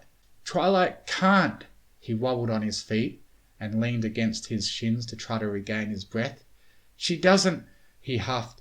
"She doesn't have the authority to." "Then send it to Princess Celestia." "Starlight Glimmer."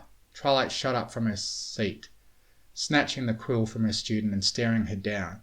"I'm not going to do anything until you tell me what's going on." And she motioned to her desk. "What all of this?" "Please, Twilight." Starlight screamed and threw herself at Twilight's hooves, surprising the princess as she grabbed onto her fetlocks and looking up to her with tears in her eyes. "These are legal documents. If I don't get them signed by a princess right now, I might have to go to jail." "But..."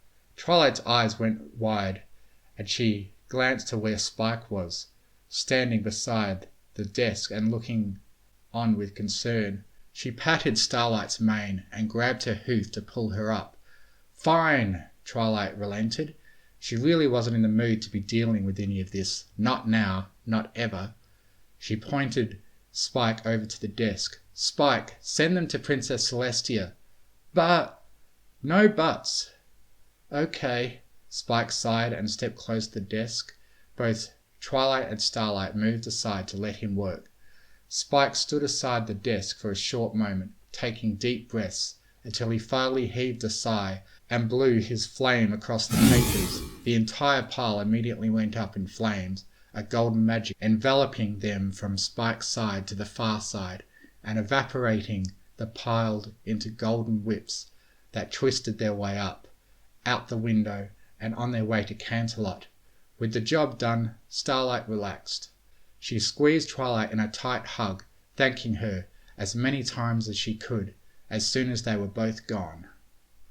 Alone and left to her own devices, Twilight took a deep breath as she made her way back to her empty desk, brushing the papers across the floor and pulling them neatly into a corner on her way.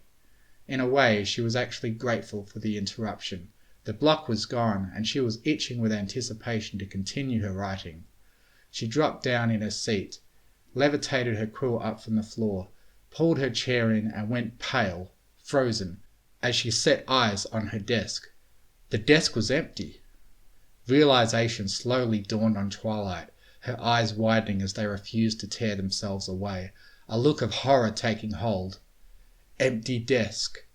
The words echoed through her mind. Empty desk.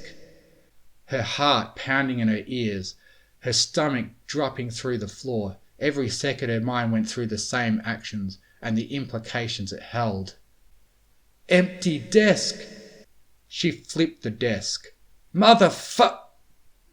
The Dangers of Waking a Tide Alicorn by Coronet the Lesser.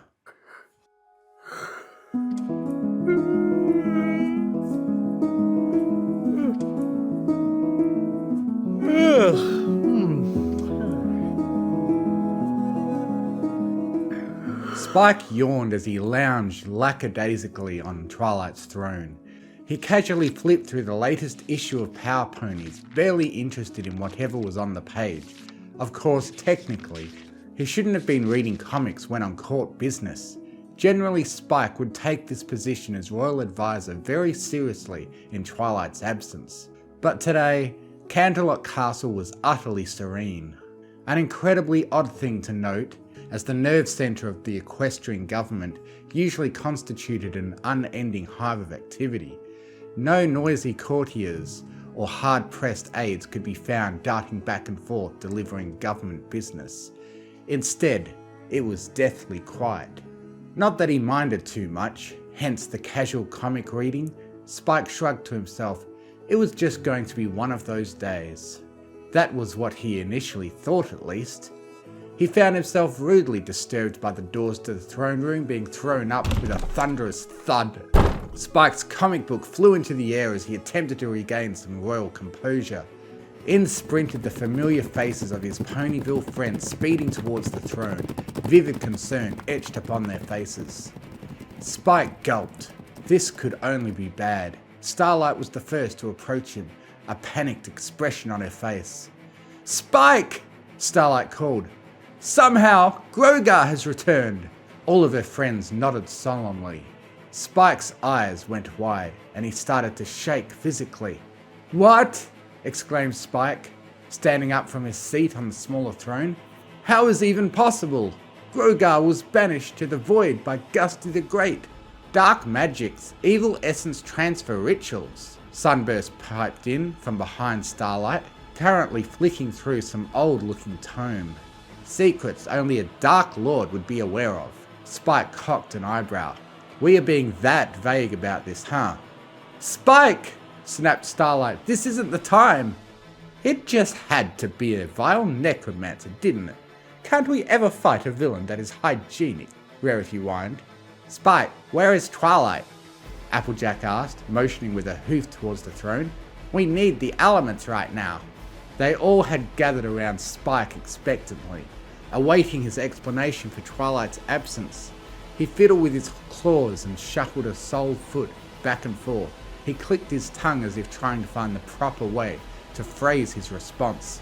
Several of the group began to throw questioning looks in his direction as his silence continued.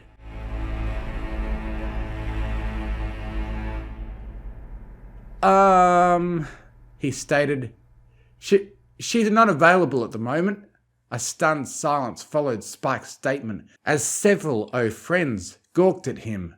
Applejack in particular looked particularly unimpressed. Not available? She questions. Rainbow snorted angrily, pushing away past everyone else until she stood directly in front of Spike.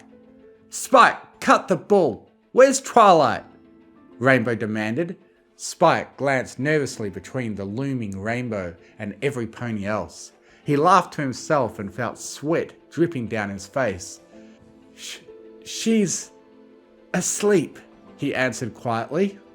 What? Rainbow tilted her head to the side in confusion. Spike, enough jokes. Where is Twilight? For real this time, Starlight said incessantly. I told you she is asleep, Spike repeated, this time with more emphasis.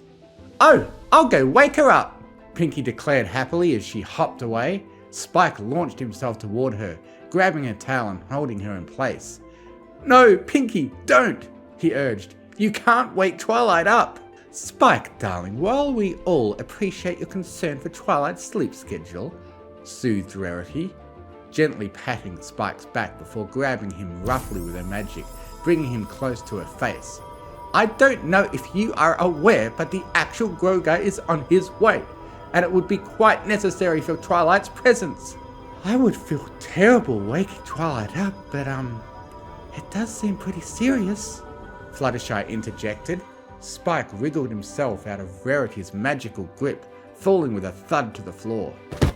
Look, girls, I get it, Spike said, as he dusted himself off the floor and looked pleadingly at the group. But it would be a terrible idea to get Twilight up. Trust me on this. Spike turned to Starlight. Can't the pillars or students from the school do it? I mean, just for once? Why are we always the one cleaning up the villains? It feels like we deal with whatever pops out of history's trash can every weekend. The pillars are spread all across Equestria, Starlight answered, most unimpressed. It will take days for them to arrive, and besides, this isn't the time to delegate a bunch of high school students. This is the Dark Lord, Spike. Just get Twilight up. I can't, Spike murmured. His eyes immediately fell towards the floor, away from the disapproving gazes of his friends. Can't or won't, Rainbow snapped. Can it be both? He asked sheepishly, scratching the back of his head. The thunderous bang of the doors swinging open again gave Spike a brief respite. In entered the former princesses of Equestria, Celestia and Luna in their full majesty, golden light haloing their entrance and grim determination on their faces, but their appearance did little to calm Spike's growing anxiety. If the former princesses were present, then this Grogar was pretty serious business. We came as soon as we could, Luna said breathlessly. Is there word on Grogar's location? Celestia asked, not even bothering with the usual pleasantries. It indicated how serious she was, taking the Ram King's return. No, but we know he's headed this way, Starlight said as she turned to them. Rumour has it he wants to challenge Twilight directly. That can only mean that he's coming to Canterlot. Celestia shared a grimace with Luna, who nodded sternly. Their resolve was stilled. They knew what was coming. Then we will need to get the elements ready, Celestia said commandingly. Celestia's iron stare scanned the mares before her, who all returned it with a committed nod. Celestia faltered though, when she noticed that some pony was absent. She scanned the room back and forth. Where is Twilight? She's asleep apparently, Applejack scoffed. Luna blinked several times. Celestia cocked her head to the side. An awkward silence followed for several moments. What? Celestia pushed forward to be in front of Spike. Spike, now is not the time for sleeping. We require Twilight immediately. Spike looked practically pale before the solar monarch. He twiddled his claws nervously several times. I know, he cried frustratingly. Look, I get it.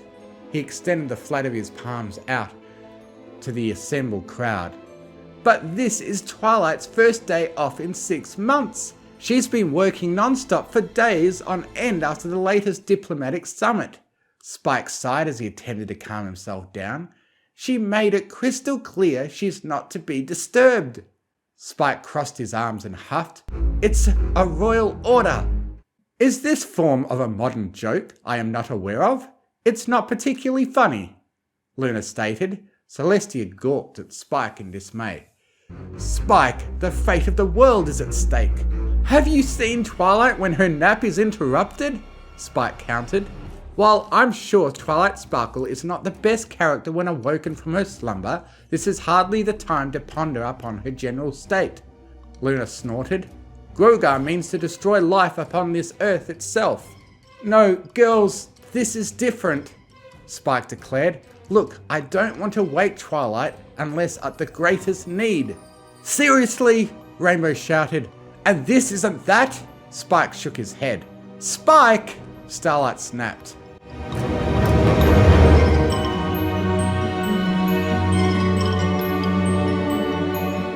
The group descended in a flurry of shouts as each pony jostled to be heard.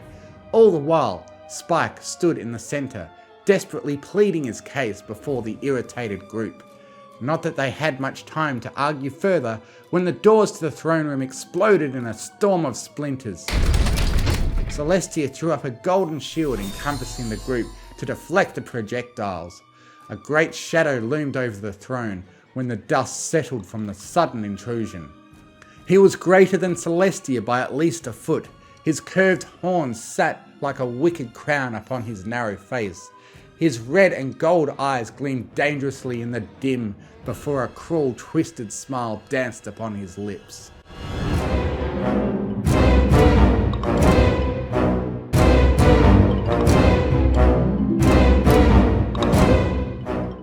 Good evening, little ponies. He hissed. The low baritone of his voice echoed throughout the room. The tiles beneath the floor shattered beneath his mammoth hoof. I, Grogar the Unholy, have returned. He roared. The crack of thunder sounded outside. Grogar! Celestia shouted. You shall not pass! The darkness retreated as gleaming yellow light radiated from the former solar monarch. Soon Celestia's light was joined by a paler light, less lustrous than her sister's but equally hardy. The elements were quick to form up behind the former princess, their faces determined in the face of the great threat before them. Yet, even though they were without Twilight, none of them wavered in the face of danger. Grogar let forth a dreadful laugh. He let his gaze linger across his opponents one by one. His smile grew wider with each passing moment. Fools, do you really believe this motley band of insects can stand before me? Another laugh rang out through the halls. Grogar gathered the shadows around himself, forming a mass of dreadful appendages. Let your defiant words be as meaningless as your deaths.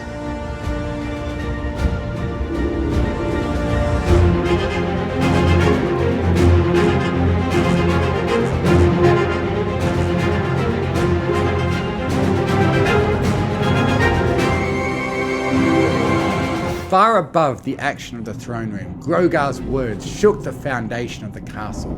Stone chips fell from the ceiling as ponies rushed about in a panic-stricken state.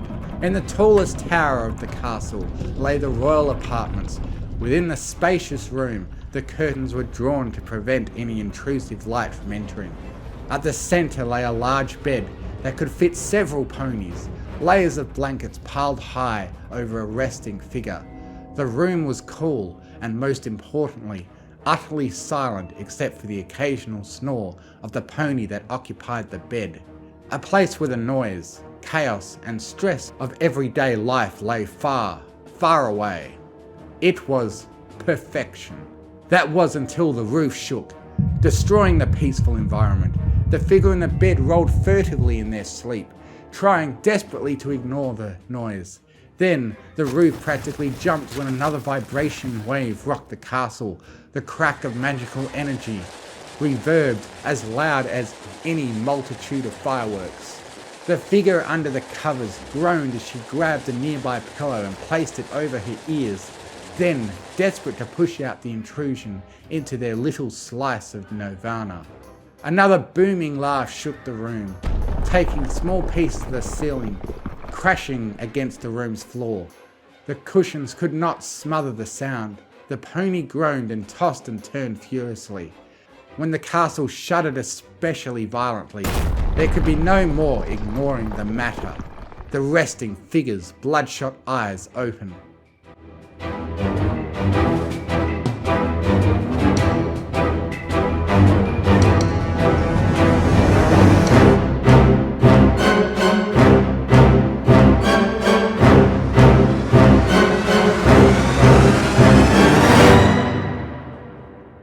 Celestia recoiled as the weight of Grogar's shadow tendril slammed against her shield. Luna's horn let forth an arcing wave of magical energy in response. The tendril dissipated, only for it to be instantly reformed. "Starlight, take the remaining elements and get Twilight," Celestia said through gritted teeth. "We will hold them off as long as we can." "We ain't leaving," Applejack declared. "No way," Rainbow added. The rest of the group nodded in collective determination, unwilling to leave the two princesses to fight the Dark Lord alone. "Friends, this foe is beyond you. It is best to fight another day," Luna bellowed as she let forth a wave of crystal bolts. Grogar casually smashed them away. Several tendrils launched towards Luna. Celestia intercepted them, a great burst from her horn, dispersing them briefly. Grogar snorted in amusement. Delay me? Listen to your worthless prattle. Do you not see death when it approaches? He triumphantly grinned, ready to renew his attack once more, but his attack died just before he unleashed it. Grogar had stopped the build-up to the spell and sniffed the air. Something wicked comes this way. The back doors to the throne room swung open. Every pony turned to the noise, and the new entrant, Grogar, squinted in that direction. Within the shadow of the door stood a slackened but recognizable figure. It was Twilight, but not as every pony knew her. Twilight looked terrible. Her coat was matted and clearly unbrushed. Her hair was a tangled, unkempt mess, not brushed from whatever bed she had emerged from. Most noticeably, her eyes were wide open and bloodshot, and rings of dark circles sat beneath her eyes. Had it not been clear that she had just been sleeping, she may have looked frightening, but instead she ponderously moved into the throne room, barely taking notice of the great battle before her. She didn't even throw a wayward glance at her assembled friends. "Spike!" drawled Twilight as she approached a thoroughly abashed Spike. He wasn't sure, but had she gotten taller, she practically looked over him. "What's going on? I thought I told you to keep it down!" Grogar snarled angrily as he spoke. Princess, I demand... "Quiet!" Twilight interrupted him quite evenly. "I was not speaking to you." She kept her unsteady gaze on Spike. She casually rubbed her eyes with a hoot. "Spike?" "Well, I tried to tell them, but they wouldn't listen," he mumbled. "I really did. Don't be mad." Twilight sighed deeply. "Me? Mad?" "No." Twilight yawned again. "Annoyed would be more accurate. What did I tell you about parties in the throne room?" Before Spike could answer, Grogar slammed his hoof down against the floor, cracking several tiles. Princess Twilight! He roared. Behold, your ruin has arrived. I will subjugate you to horrors you and your friends can only imagine. Only when your mind is at its greatest breaking point, when your despair reaches its crescendo, I will only gift you the sweet release of the end. Grogar smiled devilishly, practically leering in Twilight's direction. The small mare had finally turned to face the great ram. A large frown adorned her features. "Are you quite finished?" Twilight said with a snort. Grogar's mouth hung open in bewilderment. What? He boomed, shaking the very walls. "Do you have to shout?" Twilight grumbled angrily, practically a snarl. "Every single word!" She caressed the top of her head with a free hoot. "Do you have no consideration for others Or are you just that stupid? Dead silence followed. Her friends stood still in shock. Had Twilight just lost her mind? No one knew what they should do. A few glanced at the terrifying Dark Lord, who seemed to shake in visible anger at being reprimanded by a pony of all creatures. Grogar drew himself up. The shadows coalesced around him until the very sun itself dimmed. His words were like the rumble of a volcano, and the aura of his fury warped the exact space he occupied. You dare speak to me like that? Do you know who I am? I am the Widow's Wail, the Black Death, the blood-soaked tyrant. I know who you are! Twilight huffed, then quickly yawned again. She slowly drew herself towards him. I just don't care. I get 1 day off every 6 months. She furiously jabbed her hoop against her leg. And today is that day. She stabbed her hoop more insistently this time. So, I will ask you once to leave right now. Twilight fixed Grogar with an utterly deadpan stare, as if she were a parent staring at a disapproving foal. Or are we going to have a problem? She then cracked her head to the side and repeated the action on the other side. Her eyes never left Grogar. You fool! Grogar roared. Do you not perceive your own end? I am the end. I am the gathering darkness, the shadow of the abyss, born from the darkness of the void. And now I have come for... Before Grogar could speak any further, he was lifted into the air and promptly dropped against the floor, roughly creating a small crater. Then before he could gain his bearings, he was slammed to the floor again, and again, and again. The group's initial shock at Twilight's action gave way to uncomfortable silence as she physically dominated the most powerful dark being in history. All the while, Twilight sported an expression that was a mix of exhaustion and indifference.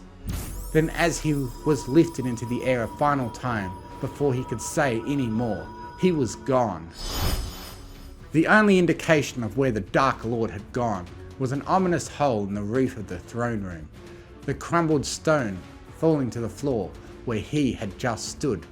Twilight's friends stared open-mouthed at the ceiling, though Luna could not take her eyes off the ram-shaped impression on the stone floor. "Where did he go?" Starlight whispered. "Away," Twilight answered, turning around to the throne. "But where?" Rarity queried with a breathless gasp. "To some place he won't be noisy," Twilight retorted tersely as she climbed the steps to take place upon its comfortable surface. "Will he be back?" Applejack asked, awe still in her voice.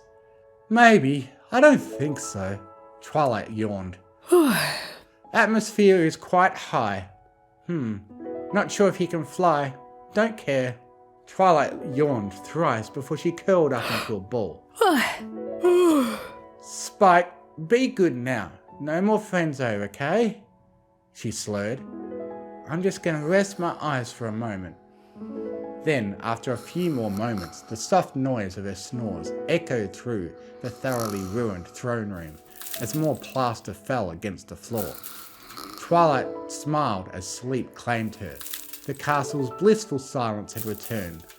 With it, her much-needed rest. "I did try to warn you," Spike sighed, surveying the mess. "What the buck just happened?" Rainbow Dash cried.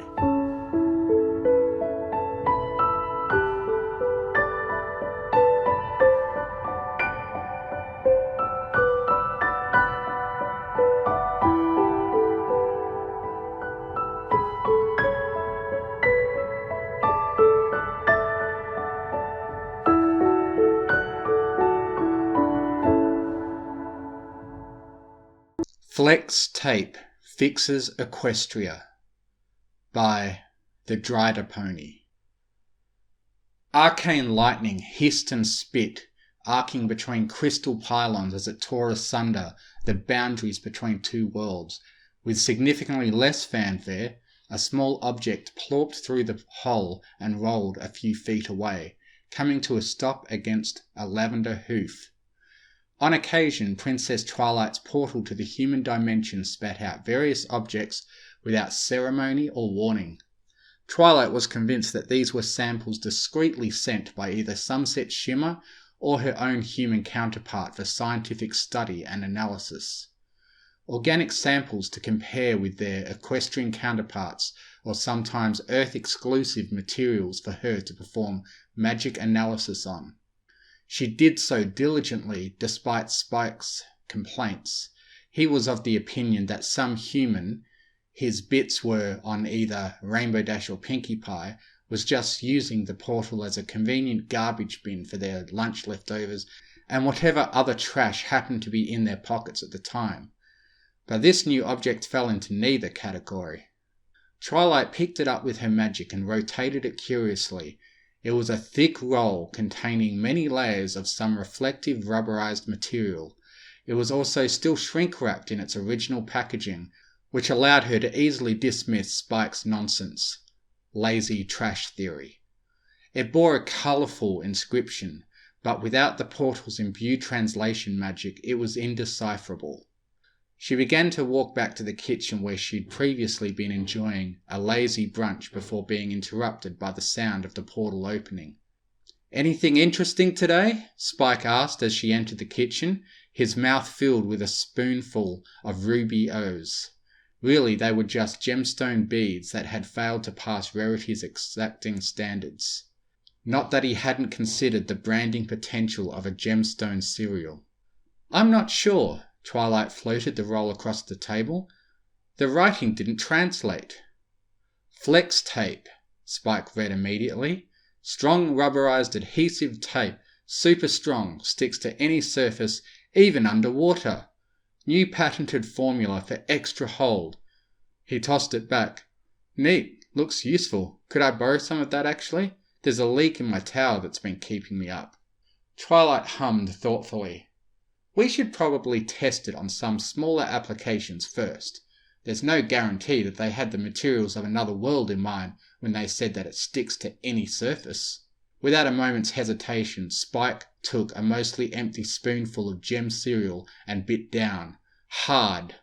A louder than average cracking noise heralded a clinking cacophony as he spit his spoon back onto the table in 3 parts. "There you go." "Spike!" Twilight exclaimed. "What in the world did you do that for?" "What?" he replied innocently. "You said we needed something small to test it on." "I meant something that was already broken. Now we're going to be a spoon short the next time we have company." "It's not like it really even matters," Spike grumbled huffily. "The castle just makes more." Twilight paused. "What's that now?" He nodded. "Yeah, one night I came down for a midnight snack, and I was really out of it and ate through like 5 forks and a butter tray before I realized what I was doing. Next day, I checked the drawer, and we had a complete set again." "Huh. Odd. I did not know it could do that." Not the most eloquent of responses, but it conveyed her reaction accurately. "But we can study the castle's features another time. Let's focus on one thing for now." Spike grabbed the tape, and after getting his claws under the almost flush edge, pulled off a long strip. The flex tape made a strange noise as adhesive parted from rubber, similar to paper ripping, but it also produced a strangely elongated tone that changed pitch the longer he pulled on it like some peculiar instrument. Spike paused as his ear fins twitched. "That just sent the weirdest tingle down the back of my neck." Twilight nodded, folding her ears back to hide the fact that they too had sprung up to attention at the sound. It was oddly satisfying, to say the least. Continuing where he had left off, Spike took the strip and wrapped it around the spoon, binding the shattered handle pieces as tightly as he could. When he finished, it looked identical to the rest of the cutlery set save for its new black handle. He gave it a tap. "Hey, what do you know? It holds up." He gave the spoon an experimental tug, followed by a stronger one. "That's, really strong actually." Twilight took the repaired spoon from him with her magic as she brought it in for closer observation. Although not immediately visible, Her magic was also applying twists, tension, and pressure to the spoon from all manner of angles. "You're right, it's as strong as any repair spell I know of." She tossed it back once more. "Could you apply a bit of fire to it? I'm curious as to its heat tolerance." Spike shrugged and engulfed it in a blaze of flame. "Not that much!" Much to her surprise, it was entirely not enough. As the light from the fire faded and dimmed, she could clearly see how the bowl of the spoon was shiny and sagging, melted by the sheer heat of the dragon fire. The handle, however, looked untouched. Spike touched it. "It's not even hot." "I believe this calls for more extensive testing." Twilight levitated Spike to her back and the remaining roll of flex tape to his hand. "Where did you say there was a leak?" "My room," he reminded. With a quick flash of light, they found themselves by the foot of his bed. Spike hopped off Twilight's back as she began scanning the ceiling. "All right, where is it?" He pointed to the far corner. It was faint, but one could just make out a long, thin crack above the window. Twilight nodded in understanding. "Pull me another strip." Spike ripped off another piece, and once again the air was punctuated by that same drawling note. The pair shuddered slightly, each too preoccupied, trying to hide their own reaction to notice that the other was doing the same. With a few beats of her wings, Twilight was airborne. She approached the crack at speed, flex tape in hoof, putting a bit of spin on her ascent. She pulled back a foreleg and slammed the flex tape onto the ceiling with a satisfying smack. She descended slowly, admiring her efforts as she reached the ground. "You know, Spike, I never thought that repairing things could be so cathartic." Spike nodded in agreement. Even if he hadn't been the one to do it himself, the flex tape made so many ear-pleasing sounds that even repairing vicariously had its thrill. If only there were more things to fix. "You know," he started, "I think I remember Starlight saying that one of the pipes in her shower was leaky." Twilight's eyes lit up, followed quickly by her horn. With a flash, they were gone again. "Let me give it a go this time," Spike insisted as they arrived in Starlight's bathroom. "You got it." He took a strip in his claw after another moment of fascinating ripping music and hopped between ledges before he was finally high enough to reach the shower head. With a long jump and a dramatic "Yah!" he landed the flex tape on the pipe with yet another delightful smacking noise. Twilight laughed and cheered him on. "Slap it on, Spike! Slap it on!" He did so with wild abandon, adding another 3 layers for an especially strong seal. "You were right, Twilight. That felt good. What else can we fix around here?" After a moment of silent consideration, an unsettling grin grew between the pair before they vanished in another flash of teleportation magic.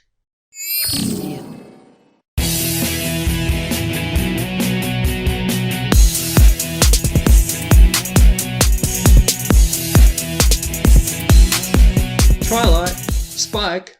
I'm back from the Crystal Empire!" Starlight Glimmer called as she pushed open the doors to Castle Friendship. It had been a nice visit, but the Crystal Pony still had a few peculiar, anachronistic habits that made her long for the reliable normalcy of the castle and township she'd come to call home. But if only she'd chosen to return at any other time, she might have also been greeted by some of that reliable normalcy. As it was, the foyer of the castle was far from normal. Strips of strange black material marred the decor. They were wrapped around table legs, pressed flush around corners, and slapped at some angle or another on almost every flat surface.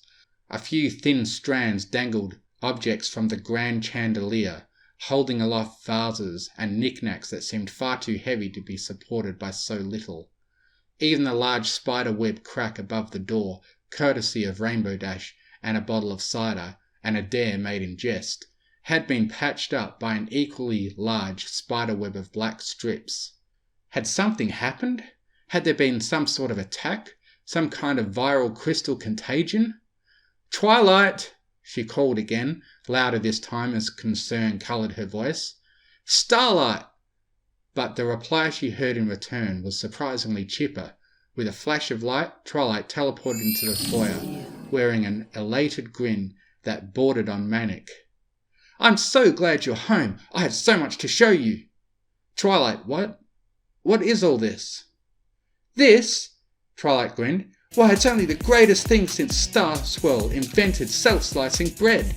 She held up a hoof, upon which dangled a ring of the same black material like a comically oversized bracelet. "It's flex tape." "That's interesting," Starlight forced out. That was it? So Twilight had just decided to put tape on everything? Apparently. In most cases, that would be an obvious sign of mental instability, an inept, changeling replacement, or magical corruption. But on the other hoof, the pony in question was Twilight, so... "Oh, you better believe it is," Twilight cheered. "Flex tape can fix anything." She leaned in close, so close that Starlight's bubble of personal space became atomically close to her skin. "Anything!" "Well, not anything, I'm sure." Starlight chuckled nervously, falling for the obvious trap. "There's obviously some things it can't fix." "That's what I thought too, but oh how wrong I was." Twilight hopped back, thankfully giving Starlight room to breathe once more. "I have fixed every hole, patched every leak, and repaired every iota of damage that has ever been done to this castle, inside and out. I made a boat out of old newspapers and covered it in flex tape, and the Crusaders have been sailing Ponyville Lake in it all day. It even fixed Twilight's bad attitude about me flex taping everything in her guest room." She raised the accessorized foreleg. "And the roll just doesn't run out." "Wait, what was that last one?" Starlight interrupted. "I haven't heard any complaints from her since, or anything at all for that matter. And watch this." Twilight shot a bolt of magic at a patch on the wall, then quickly stepped back. The magic ball bounced off the flex tape like a mirror, then off another and another and another, crisscrossing the hall, and it passed Twilight and hit the first piece again to complete a circuit. "Perfect magical reflectivity! I made a perpetual magic machine." Starlight blinked. That was impressive. Undeniably a feat of magical prowess and engineering, but there were bigger issues at hoof. Even for Twilight, this seemed beyond her normal mania, and there was still that thing with Trixie that she needed somewhat urgent clarification on. But before she could pose a question, Twilight threw her for another loop. From somewhere in the intervening moments, Twilight had pulled out a cardboard box with a practically seamless black covering. She then proceeded to put said box over her head. "Starlight! Starlight!" she cried like a foal eager to show its mother a new trick. "Try to read my mind!" This was all getting to be too much. Starlight could only stare at her dear friend, her teacher, and strictly speaking, her sovereign as she waited, rubber box on her head like a freakishly featureless mask, for Starlight to read her mind. "Twilight? What? I can't." "That's right, you can't," the muffled voice replied. "Perfect magic insulation as well, not a single leak." A knocking at the door interrupted their unusual conversation, much to Starlight's relief. Tentatively, a grey head with a golden mane poked in through the door that Starlight had left open. "Hello? Any pony in? I have a package for Princess Twilight." Twilight gasped in delight as she cast aside her cardboard casquet. "Derpy! Oh, this is a perfect opportunity. Come in, come in!" She took hold of the surprised Pegasus in a magic pulling pony package and all into her foyer. "You're just in time to help me show Starlight something." "Hi, Derpy," Starlight greeted meekly. "Hello, Starlight," the mailmare replied, but something about the greeting seemed oddly forced. "I'm actually kind of busy today, Twilight, so if you could just sign..." "Right, sorry," Twilight apologized quickly, signing her name on Derpy's clipboard with the proffered quill. "Really though, it'll take a second, literally a second." The wall-eyed mare gave a wall-eyed stare to the wall-eyed princess and the unhinged hair. She eyed the package nervously. "I really should be going. Busy, busy, busy." She turned to leave, only to be interrupted. "Wait, Isn't the post office closed on the weekend? Twilight asked. Derpy froze before slowly turning to face the unicorn. Yes, she said tersely, but there were a few packages that were misplaced yesterday, so I'm delivering them now. Twilight smiled. What a thoughtful thing to do. Starlight took a different view. Are you getting overtime for this, or is this out of your personal hours? Overtime, she replied quickly, as if the other had never even been an option worth considering, or she just wanted to hurry the conversation along so she could leave. Well, it looks like this is your last package. There's no harm in waiting a few extra minutes to run the clock and earn a couple extra bits. Questionable workplace ethics aside, Starlight really just desperately wanted a supportive voice of reason to help her bring Twilight down from this flex tape high. Derpy's eyes darted back and forth between the door, Starlight and the package still held in Twilight's hooves. No, I really should be... Oh, just hold still, Twilight said, puffing in exasperation. This won't hurt a bit and you'll thank me later. With a sudden ripping noise, a strip of black flex tape found itself latched to the patch of fur between Derpy's eyes. There! Twilight grinned in self-satisfaction. Now that wasn't so bad, was it? But she was cut off by the sound of panicked screaming. Derpy's eyes went wide as saucers as she scrabbled at her face in panic. Starlight started to step in to help, only to jump back in alarm as Derpy's face suddenly caught fire. Flames consumed her body in an instant, burning away fur and uniform alike, and leaving behind nothing but pitted black tissue. But burned skin was never so smooth, nor did fire usually cause a pony to grow a horn or double in height. In moments, the friendly face of Ponyville's iconic delivery mare was gone, replaced by the horrifying and intimidating stature of Chrysalis, Queen of the Changeling Empire. Or rather, it would have been intimidating if Chrysalis, Queen of the Changeling Empire, were not rolling around on the floor like a foal, with chickenpox screaming, "Get it off! Get it off! Get it off!"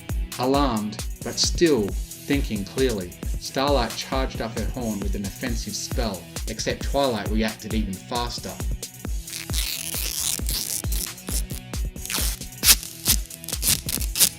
Before Starlight could even properly charge her spell, Chrysalis was fastened to the wall. A piece of flex tape adhered securely across each limb and one wrapped around her horn.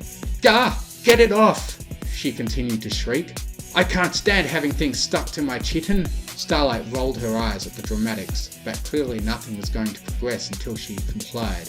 With a swift tug, the strip peeled off the changeling's face, leaving behind a patch of slightly lighter chitin. "Finally!"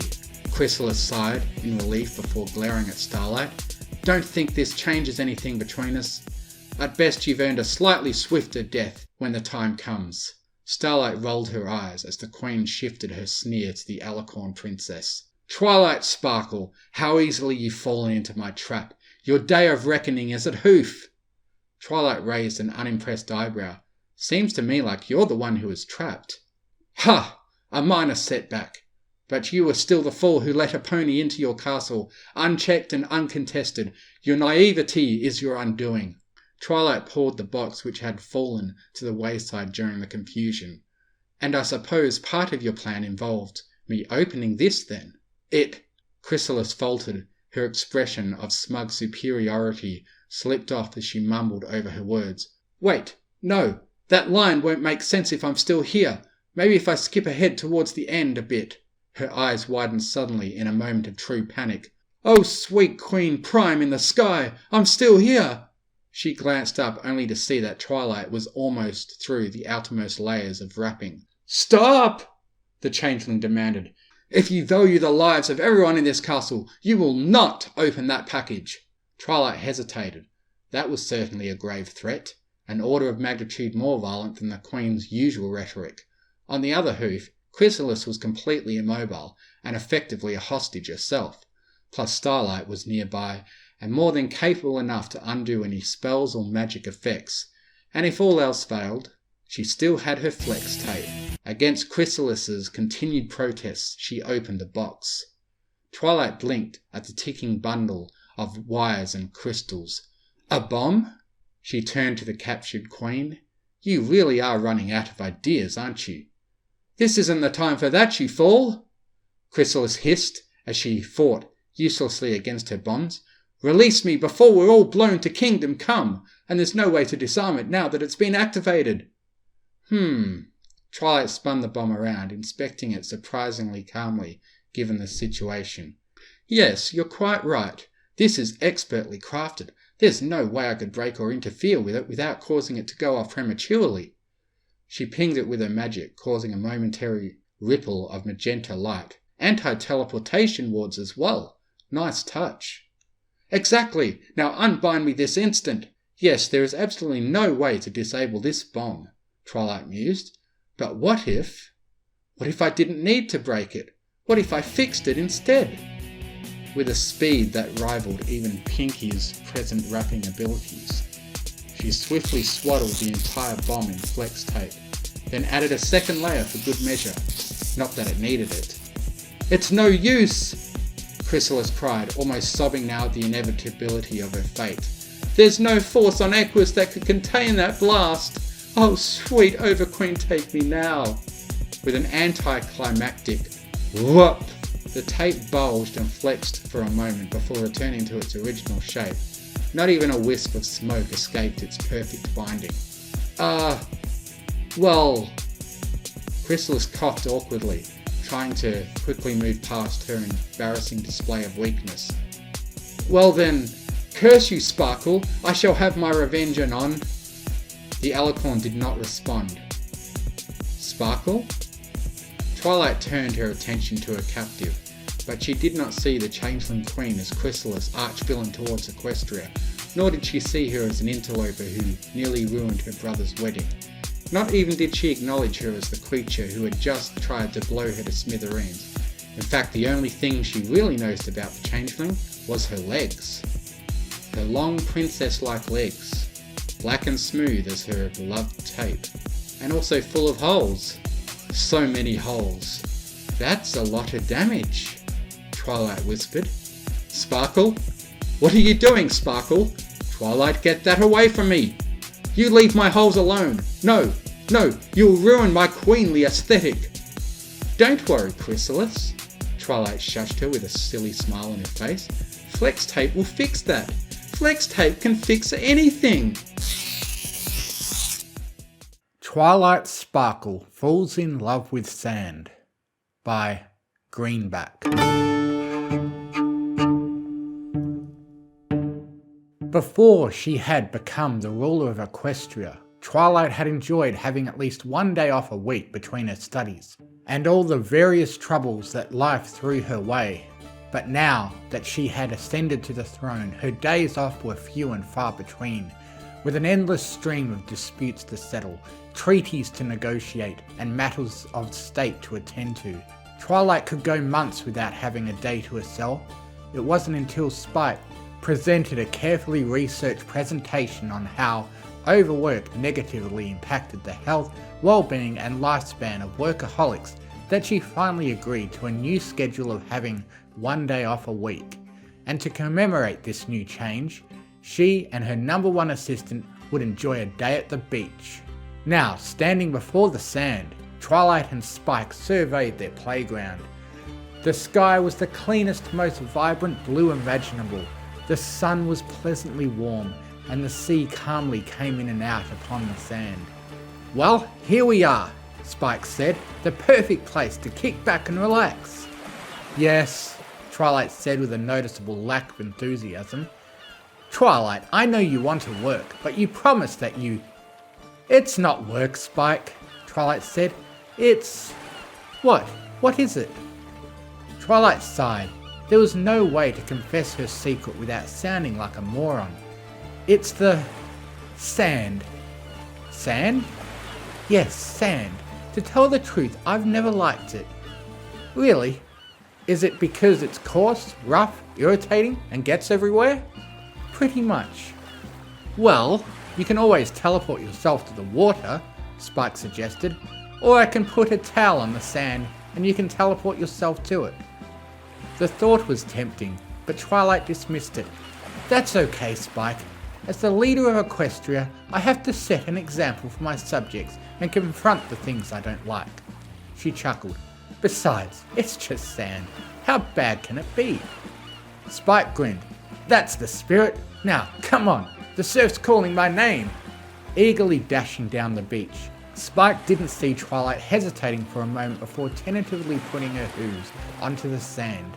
In years past, feeling the sand pouring over her hooves and getting tangled in her light layer of fur had felt so wrong.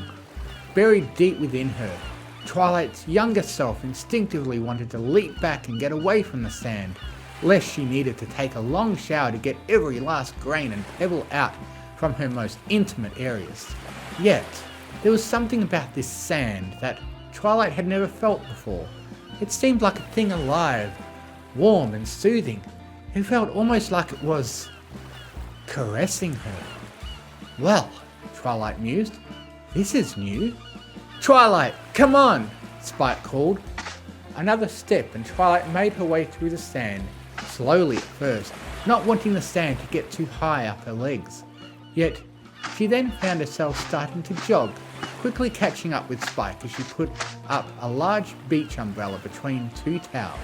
So, which towel do you want, Twilight? Actually, Spike, I'm going to go without a towel. What? Grinning, Twilight stomped her hooves in the sand. This sand is different, Spike. It's not like any sand I've ever encountered before. Really? How? I can't say. Twilight scooped up a hooful of sand, letting it trickle back down to the ground.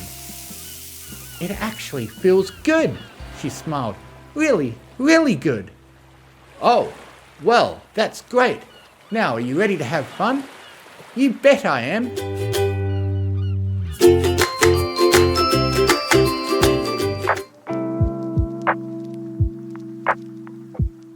My, Spike, if I had to guess, I'd think you had too much fun on your day off. Rarity joked as she walked down the halls of the palace beside Spike.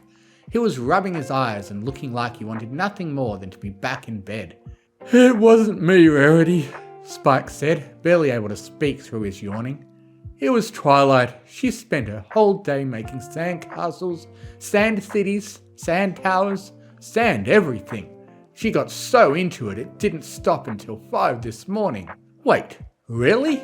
Yeah, the guards and I kept trying to make her come to bed, but she just didn't. It was like she was obsessed. How peculiar, Rarity said. Being the sole ruler of Equestria was a stressful job, and Rarity expected Twilight to have some occasional displays of neurotic behaviour. While Twilight had managed to control those urges as the years went on, Rarity knew they would always be there, just waiting for the right moment to emerge again. Well, perhaps it's just a one-time thing, Rarity assured Spike. After all, Twilight has been under a lot of stress lately. She just wanted to make the most of her free time. Yeah, I suppose that's it. Yawning again, Spike took out a scroll and read through it, his stomach sinking the further down he went. Oh, it's going to be a long day. I'll have to ask the kitchens to keep brewing the coffee. Well, let's focus on getting the first thing off the list, Rarity suggested. I have Twilight's new dress ready. I can't wait to see her in it. Just imagine the princess of all Equestria wearing one of my most fabulous dresses when she greets ambassadors, royalty and commoner alike. Pushing the door to the royal throne room open, Rarity found Twilight at her throne, and something else that hadn't been present the last time she had visited. Twilight? Spike asked. What's with the sand? Giant mountains of sand filled the throne room, almost covering the stained glass windows. Only the lit chandeliers prevented the room from being submerged in darkness. Do you like it? Twilight asked as she clapped her hooves together. I thought the throne room could use a bit of a change. A few bits of sand slid onto the coronation carpet as Rarity struggled to make sense of what she was seeing. But why sand, darling? Why not some potted plants or maybe some new curtains? If you want curtains, I can... Curtains? Who needs curtains, Rarity? We have sand! We can build sandcastles with commoners, or swim through it with kings and queens from other lands. With a swan dive that put Equestria's finest swimmers to shame, Twilight dove into the nearest pile of sand, her horn cutting through it like a shark's fin. Maybe later, Twilight.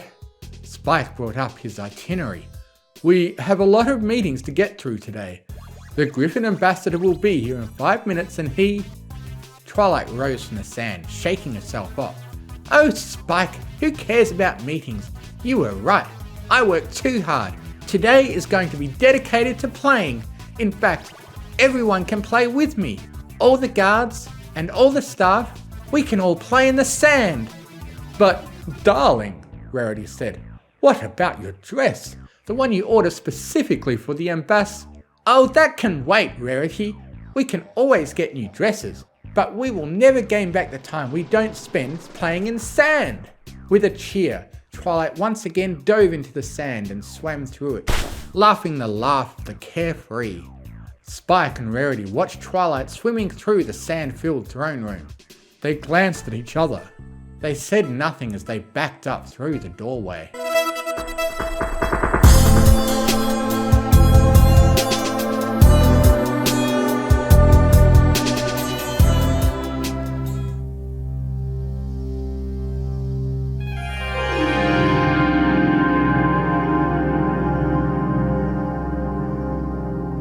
Twilight, Spike said, this is getting out of hand. We can't keep filling the palace with sand.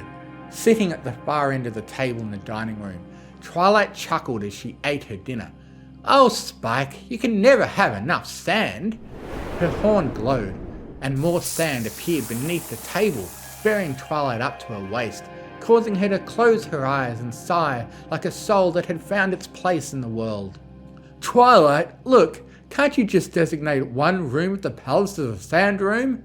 The staff can barely get through the halls, and the medical wing is running out of cream for all the rashes and chafes, but don't worry, Spike. In time, everyone will get used to it, and they'll love sand too. But do you really have to put sand in all the bedrooms? I mean, I have to keep moving my bed up so it doesn't get buried. Who needs blankets and mattresses, Spike? We have sand! Shoving her chair back, Twilight sank deeper into the sand until only her head was uncovered. It's so warm, it embraces you, and it feels so good! Sighing, Twilight sank even deeper into the sand, until only her horn was left, and then that too vanished. A waiter struggled through the sand and put a plate of hay burgers before Spike, trying and failing to discreetly brush sand off the buns.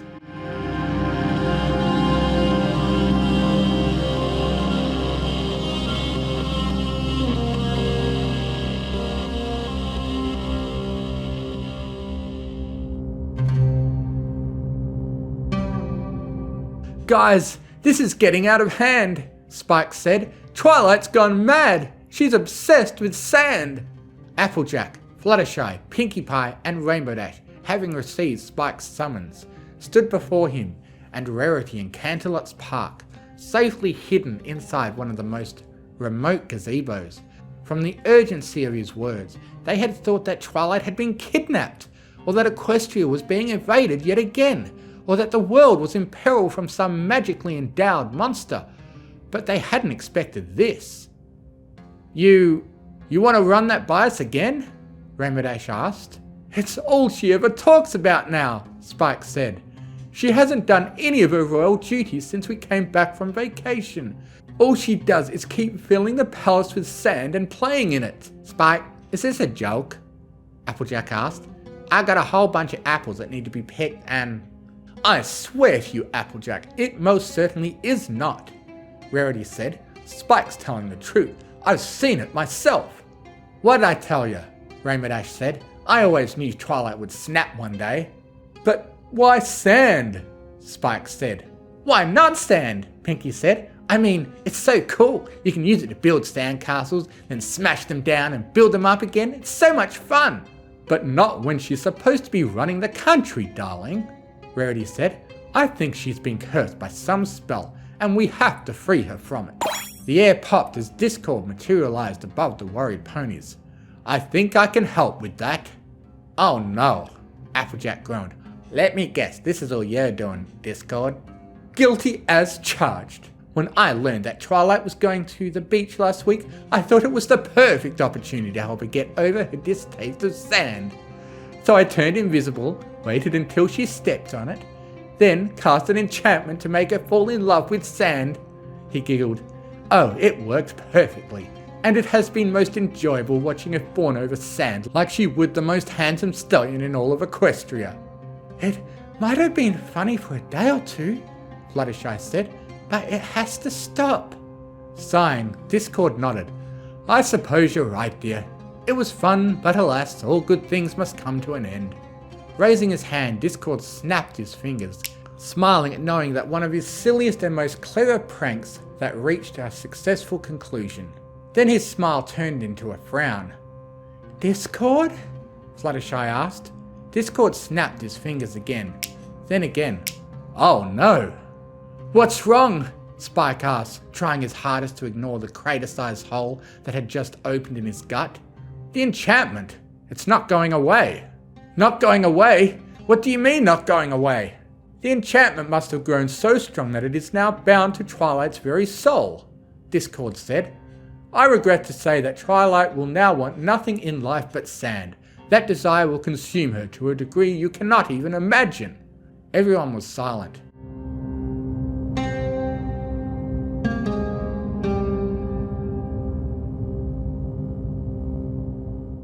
Are you freaking kidding me? Spike said. This is a disaster, Rarity shrieked. The ruler of all Equestria wants nothing but sand and will ignore all her other duties until the country falls into chaos. Anarchy will reign. Everything falls apart. Oh, I like the sound of that, Discord said. Fluttershy glared at him. But, on second thought, that might be going a bit too far. I'm afraid the only course of action you have now is to use the elements of harmony, wipe the spell from her very soul, and restore our beloved princess to her old self.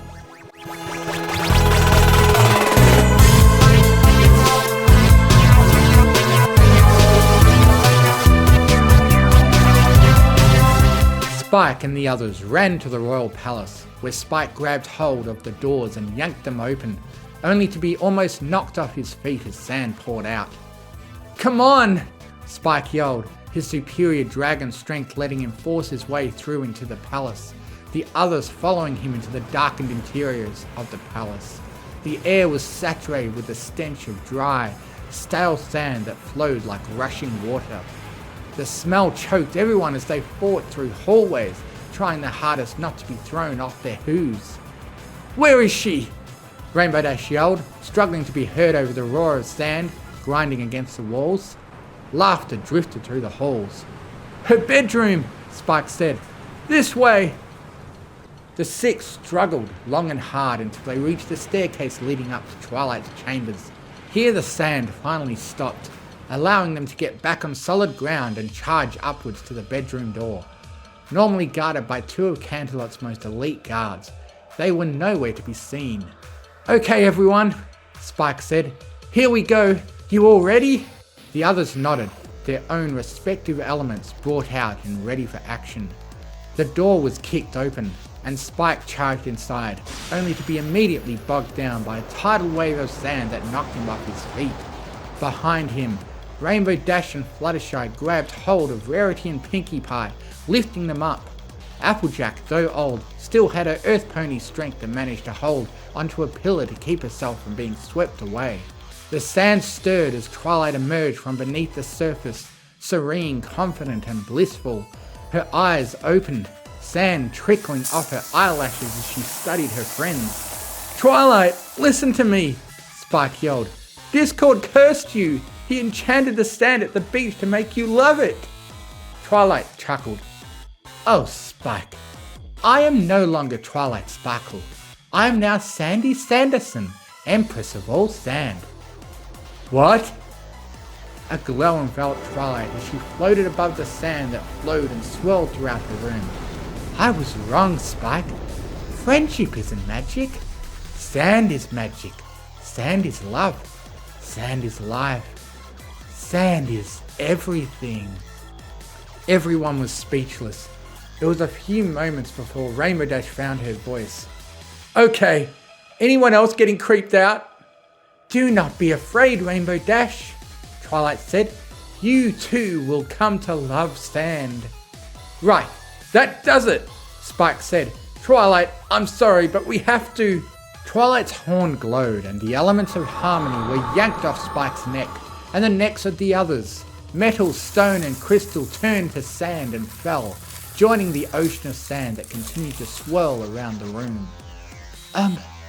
Did anyone have a plan B? Fluttershy whispered. I was lost, but now I am found, Twilight said, unfazed by the fact that her friends had tried to use the elements on her. My eyes have been awakened to the wonders of sand. Tendrils of sand rose up. And now, my friends, you too shall be enlightened.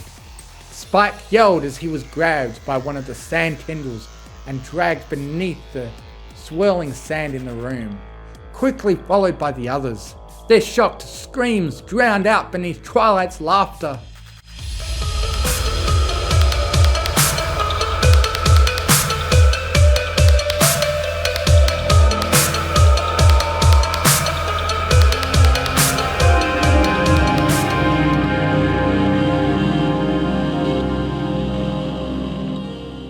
Ponyville, one of the most charming communities to be found in all Equestria, was no more. Only a few days ago, it had been a charming community where everyone lived in peace, children played in the streets without fear, and anyone could sing songs and play with bunny rabbits all day long. Now it was buried under 50 feet of sand. So too was the ever-free forest and the surrounding areas. Tidal waves of sand had washed over them all and claimed the buildings, trees, and their residents.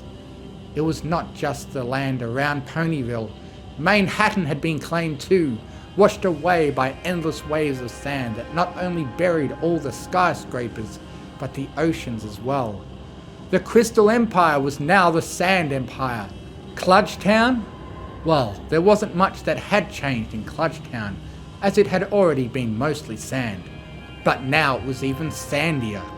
In every land, in every continent, cities, towns and settlements were vanishing beneath waves of sand pouring forth from Canterlot, and it was towards Canterlot that a single airship flew in at attack speed. From the cockpit, Queen Chrysalis, leader of the last desperate alliance of peoples who had not been buried in sand, now directed their last-ditch effort to save the world. Attack! Armies of changelings, ponies, yaks, griffins, and even bat ponies all dropped from the airship into the capital of Equestria. Each was armed with the best armor, the best weapons, the most powerful anti-sand enchantments that unicorns had been able to muster. A crystal glowed before Chrysalis. She tapped the surface, and a magical projection of Turek appeared. Turek! Report! Screams came from behind Turek. Chrysalis could just make out what looked like tendrils of sand snatching everyone and dragging them into the ever-increasing mass of the accursed sand. And then Turek was grabbed. He fought, but even his enormous muscles were helpless against the combined might of tons of sand. Chrysalis, He screamed. the sand, there's too much of it. It's too powerful. Shut up about sand. Just get to the palace and... Another wave of sand washed over Turek, burying him and silencing his screams. Curses! Chrysalis threw the crystal aside and yanked on her battle helmet. Must I do everything myself? With wings beating, the changeling queen kicked open a door and rocketed towards Canterlot. Twilight Sparkle! She yelled. Come forth and face me! All the sand in Canterlot came together and rose high above the city, growing until a literal mountain of sand towered above the Chrysalis. A small hole appeared in the mountain. Twilight floated out, only now her skin was gritty and coarse, and her eyes now glowed a magical beige. Princess! Chrysalis yelled. Stop this sand nonsense immediately! Twilight smiled. Sand? Yes, sand! You are ruining everything with your love of the cursed material. You! Others emerged from the mountain of sand. Chrysalis recognized them. They were the princess's accursed friends, and now their eyes glowed like Twilight's, and sand constantly flowed from their bodies as they floated beside the Empress of all sand. Sand! Twilight said. Sand! Spike said. Sand! The others said in unison. Twilight stretched her arms wide as if wanting to hug Chrysalis. Sand! Sand shot out and enveloped Chrysalis. She yelled, trying to fight her way free as the sand hardened around her. Sand! Twilight said. Will you shut up about sand? Chrysalis yelled, but the sand engulfed her as she opened her mouth to yell again, and the queen was encased in a warm, gritty tomb. Fluttershy turned to Applejack. Sand? Applejack nodded back. Sand. Chrysalis broke free from her tomb, her eyes now glowing beige. Sand! Yelled, weeping in joy as she embraced the sand that held her, wanting to hug it all day long. Sand! The others smiled. Sand! With a contented sigh, Chrysalis dissolved, her body, her essence, her very soul becoming one with sand. Nodding her approval, Twilight Sparkle's horn glowed, and she too dissolved into the mountain. Her friends joined her, sighing in bliss as they returned to the sand. The mountain of sand dissolved and fell into the valley below, where it resumed flowing through the land.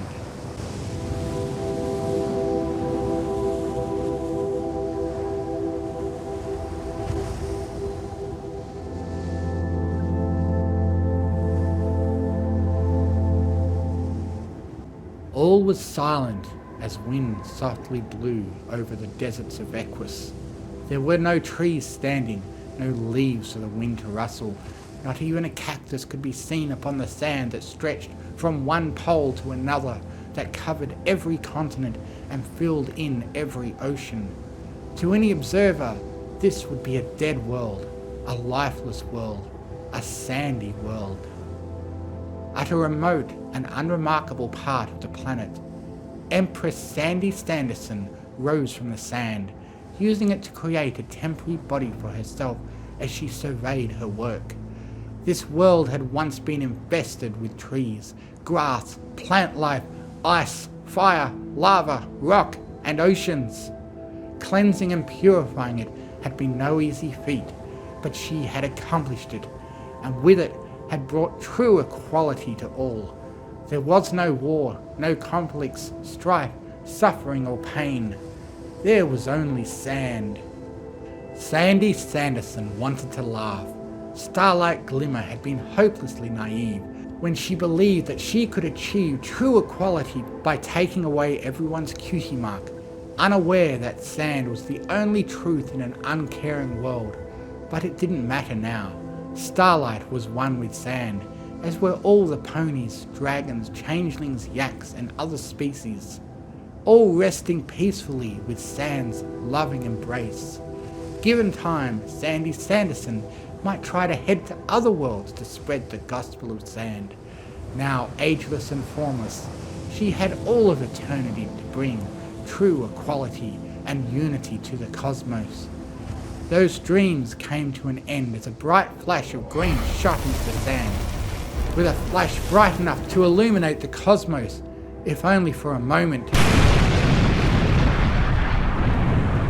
Equus exploded, hurling the planet's molten remains into the icy void of space. Nearby, a grey metallic sphere in the void. Within its control room, a man in a grey uniform watched the scene. The planet has been destroyed, Lord Vader. Darth Vader, the Dark Lord of the Sith, said nothing as he pulled his hand away from the control panel and left the room, leaving behind nothing but a few particles of the thing he hated more than anything else to drift forever within the endless void.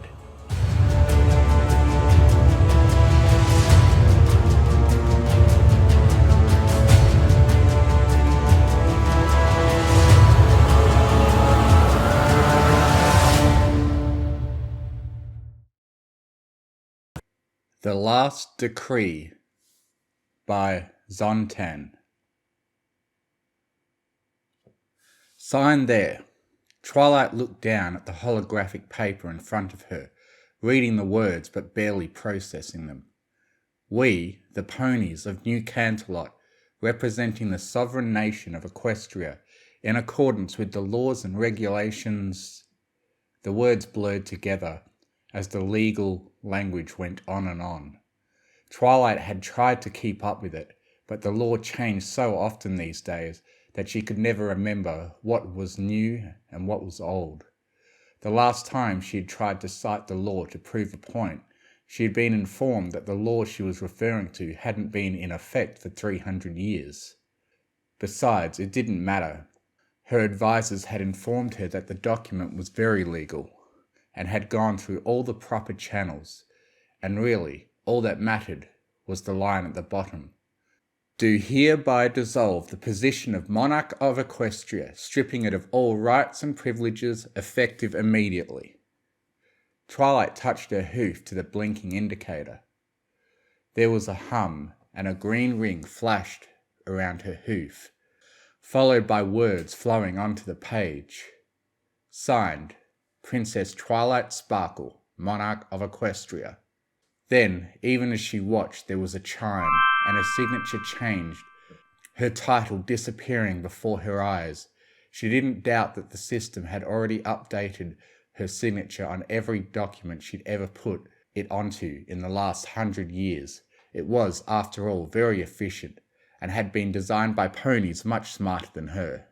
Thank you, Miss Sparkle, the bureaucrat in front of her said primly, taking the digital document and dismissing it. Twilight opened her mouth to correct him, but then stopped, thought about it, and slowly began to laugh. It was strained, desperate, almost crazed. The title she'd held for thousands of years wasn't hers anymore. It didn't even exist. Her ponies had decided they didn't need it. How could she do anything but laugh? By the time she had recovered, wiping tears from her eyes, she was alone once more.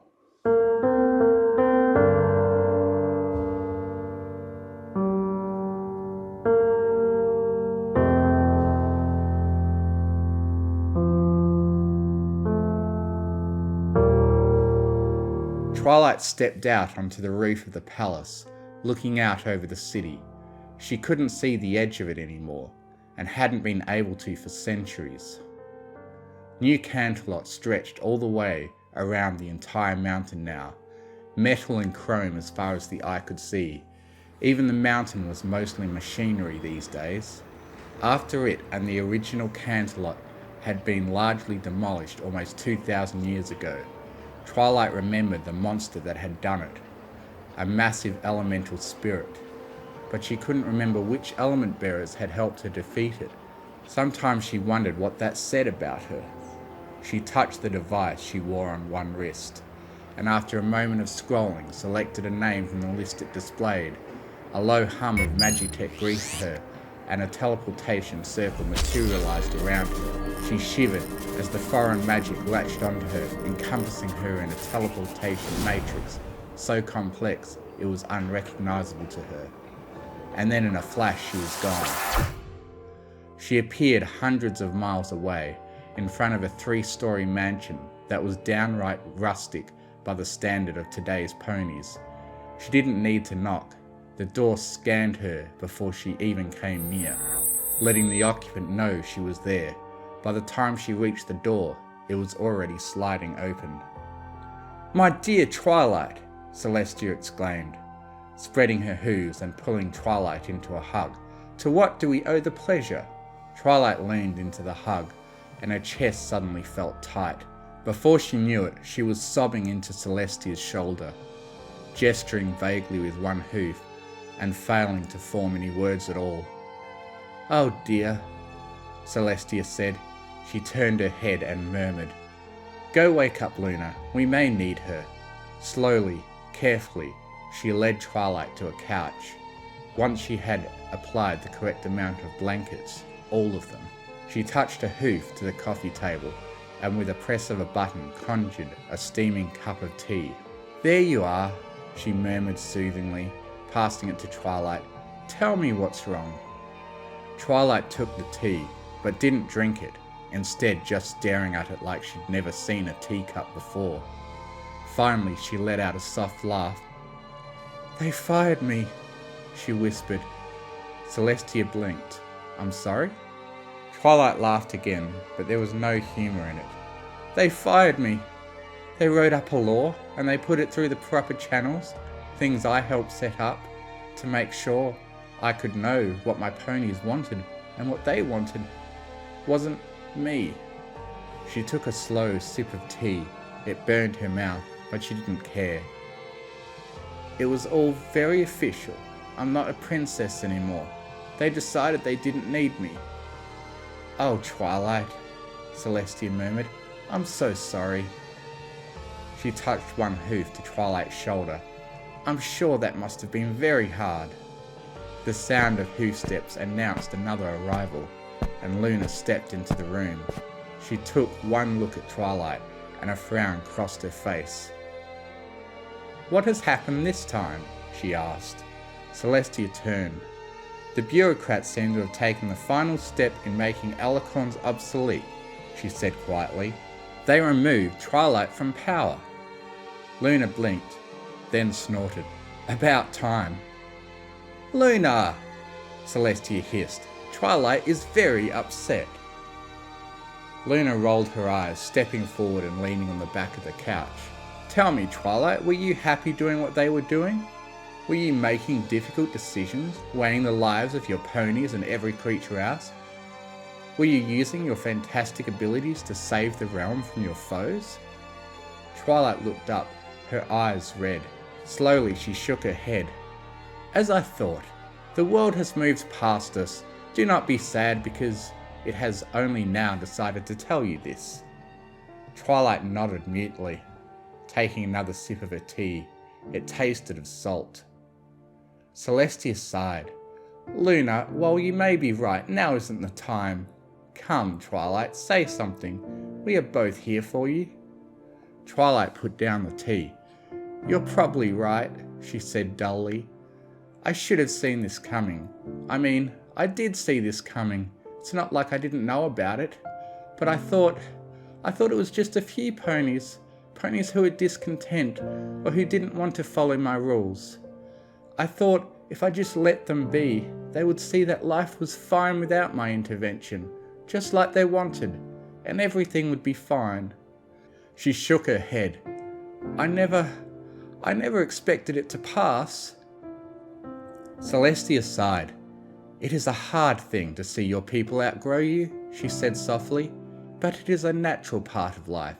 Mothers watch their children grow up. Teachers have to let their students graduate." Luna stepped in. "And rulers must let their people decide how they wish to be ruled. You're lucky that they informed you with rules and law, rather than violent rebellion." "Hey!" Twilight protested. "There hasn't been a violent rebellion in Equestria my entire reign. My ponies were happy. I helped them be happy. And this is the thanks I get." "Your thanks is that they no longer need you," Luna said. "That is a noble end for any leader to look forward to." "It doesn't feel noble." Luna smiled softly. "Perhaps not, but it is nonetheless." Celestia stepped in. "Twilight, you were a good leader. You're wise and kind and honest and loyal and generous. You've done so much for Equestria. Your legacy will live on forever, just as ours did. Surely you have never thought less of us for stepping down when Equestria no longer needed us." Twilight shook her head. "Then do not think less of yourself. You did all that you could." She paused, then smiled slyly. "Besides, there's plenty of perks to retirement. You'll have time to travel the world." Luna rolled her eyes. "Oh, not this again. You haven't even heard—" "I do not need to." Luna turned away.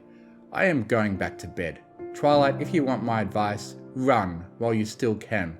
Otherwise, the guest room is yours." "Hey, we are going to get you to—" Come back here. Twilight watched the two of them run off. Finally, she giggled. A real, genuine laugh for the first time today. Maybe she could live with this after all.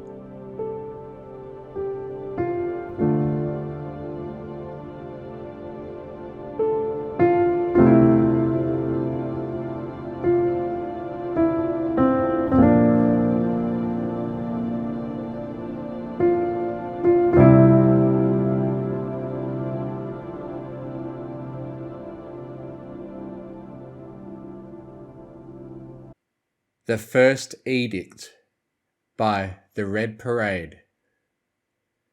Sign there, please. Twilight looked down at the tablet, then looked up at the mare in front of her. The mare was dressed in the typical forest green uniform of the International Office of Requisitions. Her pale blonde mane fell over her viewing glasses, endless lists of data scrolling away in front of her eyes.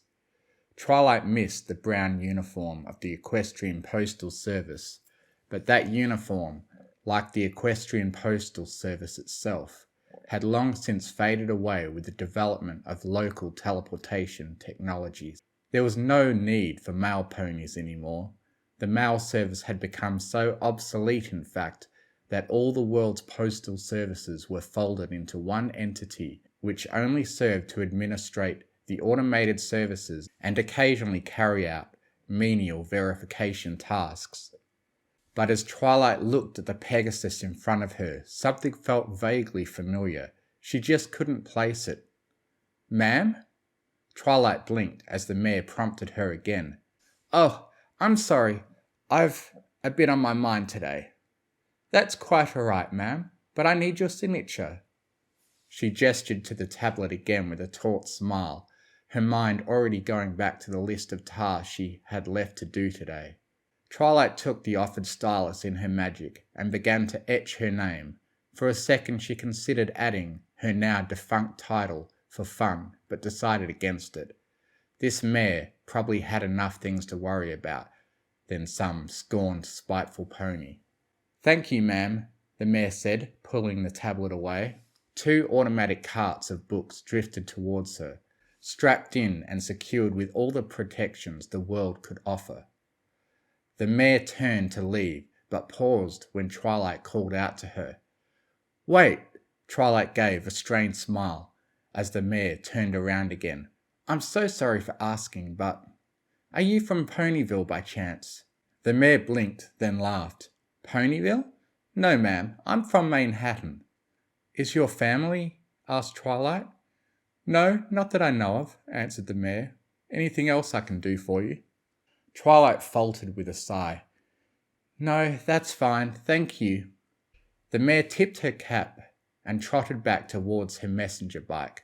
The bike's engines roared and the craft lifted up into the air, disappearing for the main city in the blink of an eye. Twilight watched as it became a pinprick over the horizon, something turning in her heart, something she couldn't place.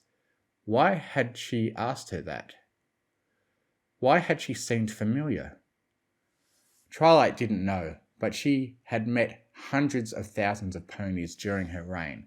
Perhaps they had crossed paths at one point. She sighed and turned to re-enter her home. As she stepped forwards, the mechanical carts followed her into the home. Hello, Twilight. A mechanical voice beeped as a coloured sphere floated out from a pod in the wall. Would you like me to sort your delivery? No thanks, Tiberius. I'll take care of it myself, Twilight answered, rubbing the base of her horn. Of course. Is there anything else I can do for you? Twilight paused to consider this. Actually, I'm kind of craving muffins right now. The robot let out a beep that almost sounded sympathetic. Shall I place an order with the old bakery? That would be excellent. Thank you, Tiberius, Twilight replied with a small smile. As the robot puttered off, Twilight continued her trek to her room. She guided the carts to the corner and removed their protective coverings. Twilight picked one book off the stack, flipping through the pages and enjoying their signature smell. It had been a long time since she had put a physical book in her hooves, but it was as good a place as any. Once she was caught up on the older books, she could move on to the online database. But as Twilight flicked through the book flippantly, her hopeful mood was suddenly dampened. She didn't want to read right now. With a sigh, she returned the book and went over to her desk. One hobby she had been attempting to get into recently was sketching. Twilight seized a stylus and summoned a piece of hollow paper. She let out a hum, trying to think of a subject to draw. Twilight glanced at her smart tablet, skimming some of the headlines. One headline caught her eye: Heritage Committee to honour element bearers in ceremony. The element bearers? Twilight wasn't even sure who the current ones were. It had truly been a long time since she had known any of them intimately, and there had been several times when she had mixed up their names. That gave her a small smile, though it returned that strange feeling in her heart. She decided that she'd draw her friends. With a plan in mind, Twilight went to work. In a couple of minutes she had produced the form of an alicorn and began to make it Rarity. But a thought occurred to her that froze her pen. How many diamonds were on Rarity's cutie mark? Twilight went to activate her tablet but scowled. You shouldn't need that, Twilight. You knew Rarity for years. She had 4? Twilight went to sketch the diamonds in, but paused again. Were they square diamonds? No, they were triangles, right? She sketched some shapes, but immediately released them with a frown. No, I'm confusing her with Brilliant Gem, who had 4 diamonds as a cutie mark. Rarity had 3, right? Twilight closed her eyes and tried to picture her friend. The features came easily at first. A rich coat with a coiled perfect mane, a confident smile with warm welcoming eyes. But as she tried to coax out the details, the picture in her mind became muddled. She squeezed her eyes shut harder, trying to conjure up images of her other friends. But just like with Rarity, the details blurred. She knew Applejack's warm smile, Fluttershy's kind eyes, Pinky's mane, and Rainbow's grin. But their coat colours were murky. Twilight couldn't recall their eye colours, or even their mane styles. With a frustrated yell, she threw the hollow paper across the room as the truth finally settled in. I don't remember, Twilight whispered. I don't remember. Twilight? Came Celestia's voice from the doorway. Your muffins are here. Is everything okay? Twilight turned to look at her former mentor, tears welling in her eyes. I don't remember my friends.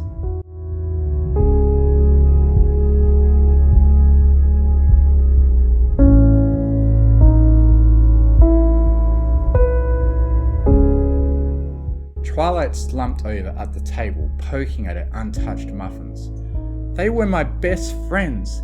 They changed my life, and now I can barely remember them. Well, I remember their names, but I don't remember the details, Twilight said. They were my best friends. They changed my life, and now I can barely remember them. Celestia was quiet. Twilight sighed, leaning back in her chair. I'm sorry. It's just, I realised how out of touch I am now. Everything's changed now. I barely remember them. I barely remember Ponyville. She glanced out the dining room window, making out the towering skyscrapers of the city in the distance. When I was so busy with ruling, I hadn't noticed how much time I had missed. But now that's gone. She slumped over again, and Celestia came around to put a hoof on her back. I may have an idea, she suggested. Twilight lifted her head, intrigued. Twilight, do you remember your very first edict after becoming ruler? Twilight pursed her lips in thought. I don't, she finally admitted. Celestia smiled. Then perhaps it's best if I reminded you.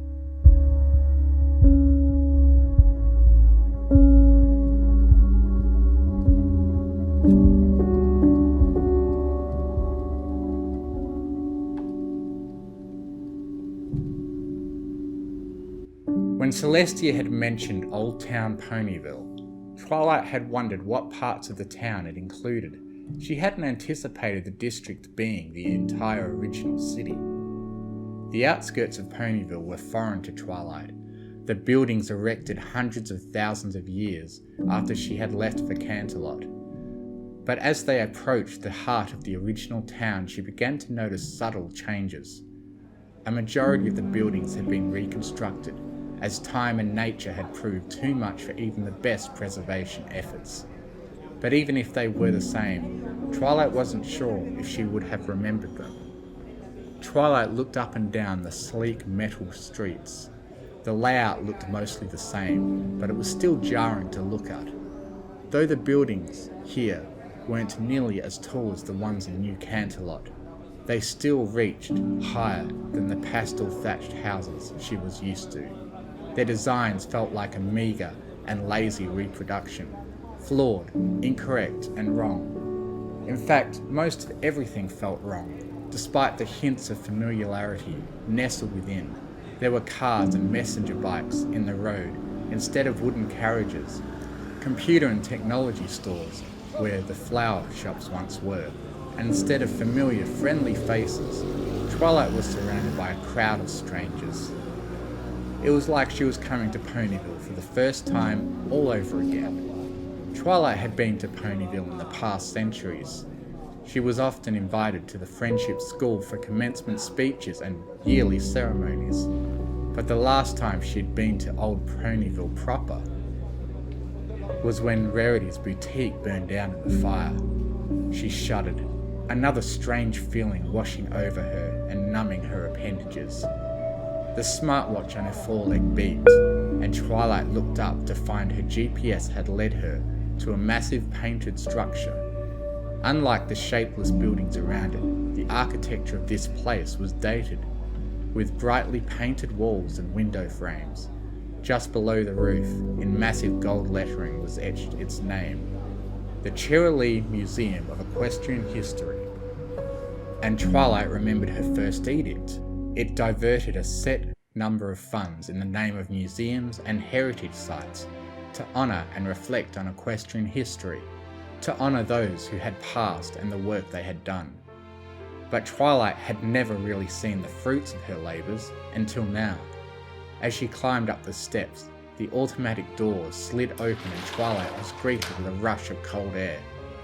Her eyes widened as she took in the scene in front of her. The middle of the room held a circular self-service reception desk, with screens and monitors depicting a detailed layout of the museum. Behind that, nestled in between two grand staircases, was a gargantuan pink steam engine, its front windows carved in the shape of a heart. Dangling from the ceiling were two hot air balloons, billowing gently in the flow of the air conditioning. Behind the train was a perfectly preserved mural that showed a crowd of ponies. In the middle was herself, staring up at the sky with wings spread. A brown and gold book was levitating above her head. Around her were a sea of familiar faces, their smiles frozen in time forever. Whoa! Twilight moved over to some of the display cases, peeking inside. The case lit up as she approached, illuminating the piece of parchment inside. Letter writing was an incredibly important aspect to everyday life, the automated narration stated. Back before instant communication was established, love letters such as this one were typically used to stay in touch during periods of extended leave. This letter is to a confectionery, Bonnie, from her lover, Lyra. Twilight gently put a hoof on the glass, reading the contents of the letter to herself with amusement. Hello! She turned to see a small pink sphere floating towards her. I'm Starlight Glimmer. Sure you are, Twilight muttered. Welcome to the Cheerilee Museum of Equestrian History. I can serve as your personal tour guide for today's visit. Please don't hesitate to ask if you have any questions on any displays, artifacts or exhibitions.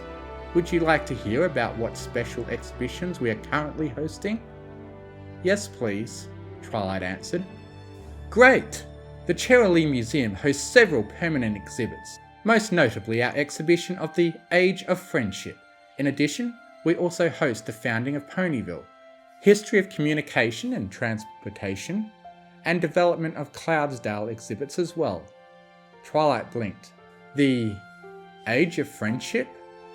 The Age of Friendship exhibit is dedicated to the first generation of element bearers, Applejack, Fluttershy, Rainbow Dash, Pinkie Pie, Rarity, and Twilight Sparkle, Starlight explained. I'd like to start there.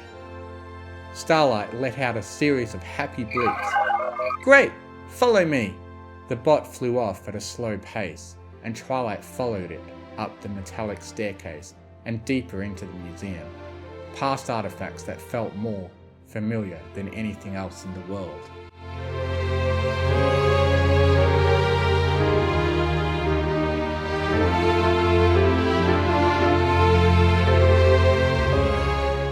The Cherylee Museum of Equestrian History is built over the location of the Ponyville Schoolhouse, which was first dated a historic site before it was destroyed by the consuming darkness about 2,000 years ago. Starlight explained. The museum was constructed adjacent of the defunct schoolhouse, but after its destruction, the government allowed the museum to be expanded over the former grounds. Twilight took in the information, eyes scanning the paintings and pictures hanging from the walls as they passed. Since its founding, the museum has played host to several noticeable exhibits over the course of its existence.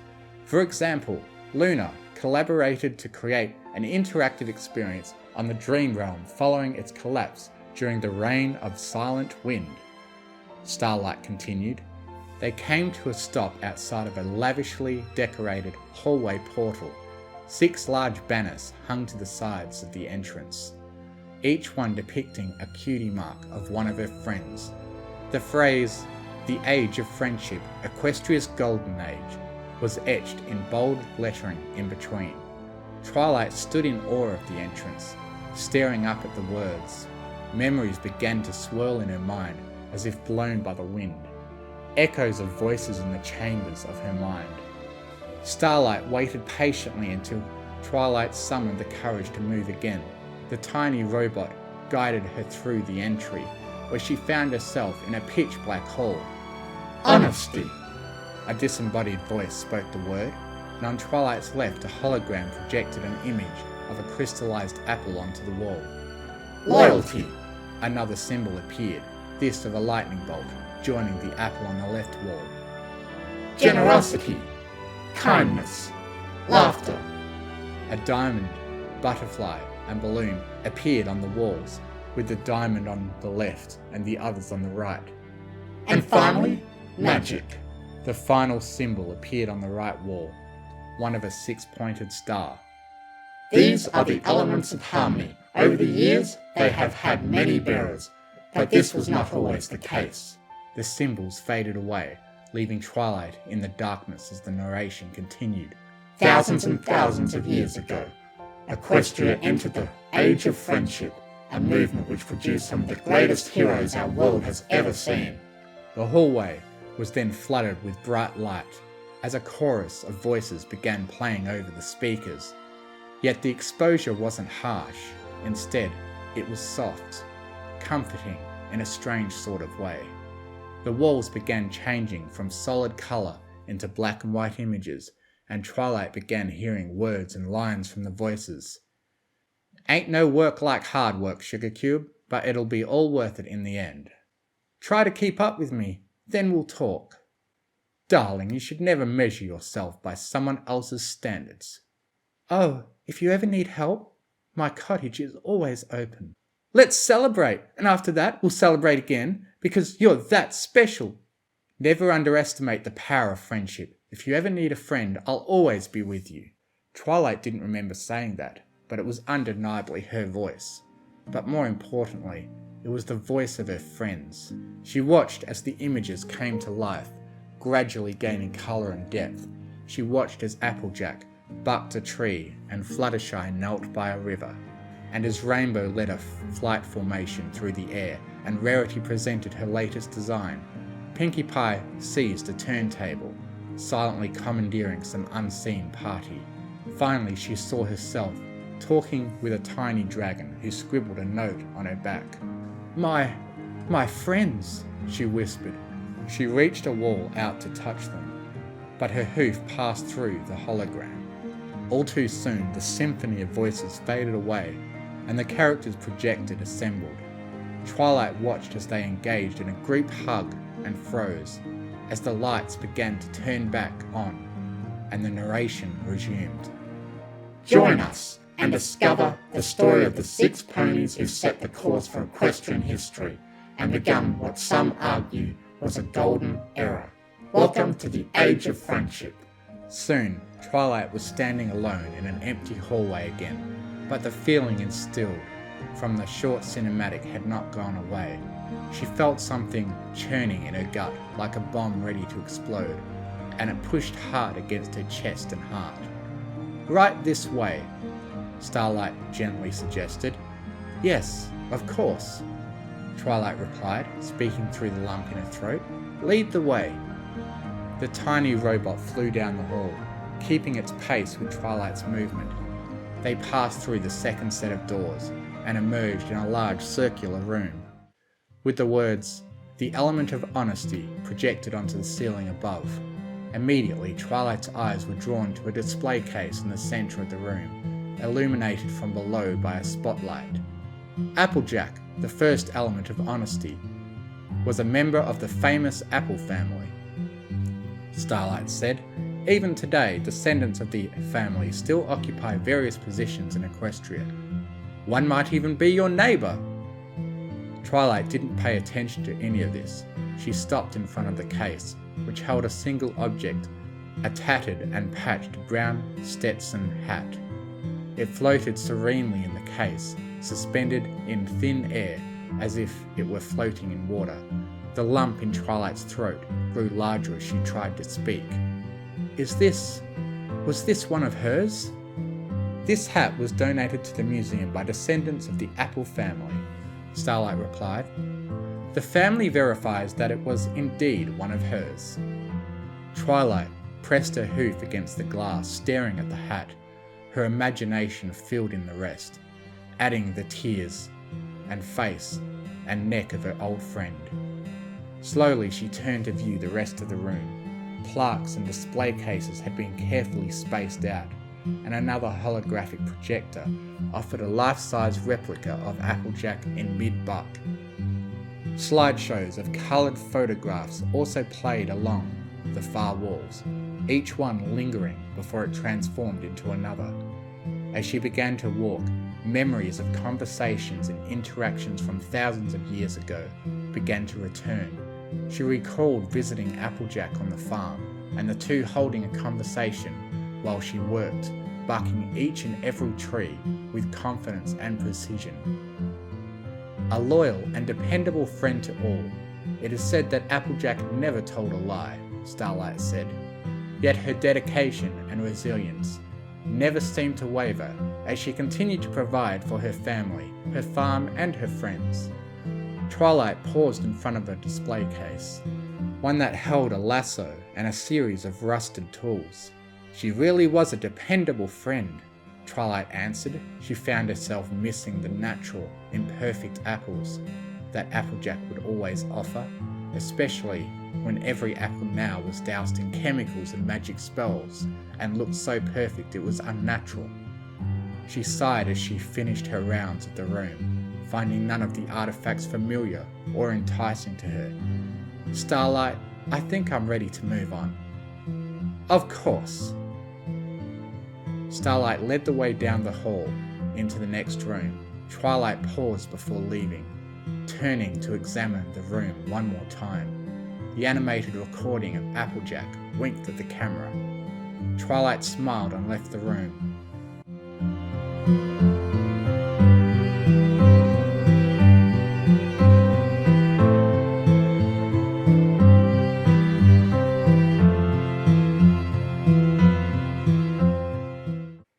The next room was the colour of the sky, which made perfect sense. Always a restless soul, but nonetheless loyal to her friends, Rainbow Dash was the perfect embodiment of the element of loyalty, Starlight said as they entered the room. Rainbow's room featured her cutie mark painted on a massive scale on the floor. The ceiling above was clouded with simulated clouds, reminding Twilight of the original Cloudsdale before its anchoring. The holograph sat in the middle of the room, depicting an animated rainbow in flight. She'd occasionally look to her right and put on another burst of speed in a desperate race against an unseen opponent. Rainbow's display cases were filled with medals and trophies, along with certificates and documents, and autographed photos of the speedster. It would have been enough to fuel her ego for millions of years. Rainbow Dash not only made history as an element of harmony, but she became a legend amongst competitive flyers as well. Rainbow was named the youngest captain of the Wonderbolts, surpassing her mentor, Spitfire Maverick, and holding the record until 2,000 years ago, with the promotion of Cerulean Ascension. Twilight took all this information in with a wistful sigh, scanning the endless shelves of memorabilia. I wonder what Rainbow would think of the Wonderbolts today. An excellent question, as in Rainbow Dash's time the Wonderbolts were composed solely of natural-born, unassisted flyers. Today, the Wonderbolts are divided into several categories, including unassisted Pegasi, machine-assisted Pegasi, and mechanical flight teams. An interesting note is that the signature sonic rainboom created by Rainbow is now a staple of Wonderbolt shows, typically performed by aircraft or a machine-assisted Pegasus. That stirred something in Twilight. It made her angry that something so unique and special to Rainbow could now be done by any pony with the help of a machine, just like how Applejack's homegrown apples had become faceless and mass-produced. Were they getting phased out, like how Twilight was? Were they all nothing more than toys to be discarded after the world got tired of them? Twilight shook off the thought with a shudder, finding some solace in Rainbow's hologram. She thought back to the late-night conversation she had with Rainbow when she was seeking advice on a political matter. Rainbow, in a typical headstrong manner, had advised her to take a stand and double down, to never yield on something she believed in. "If you're ready, we can move to the next room," Starlight suggested. Twilight nodded, and the two followed the carpeted path into the next encounter. The hologram's eyes almost seemed to follow them out of the room.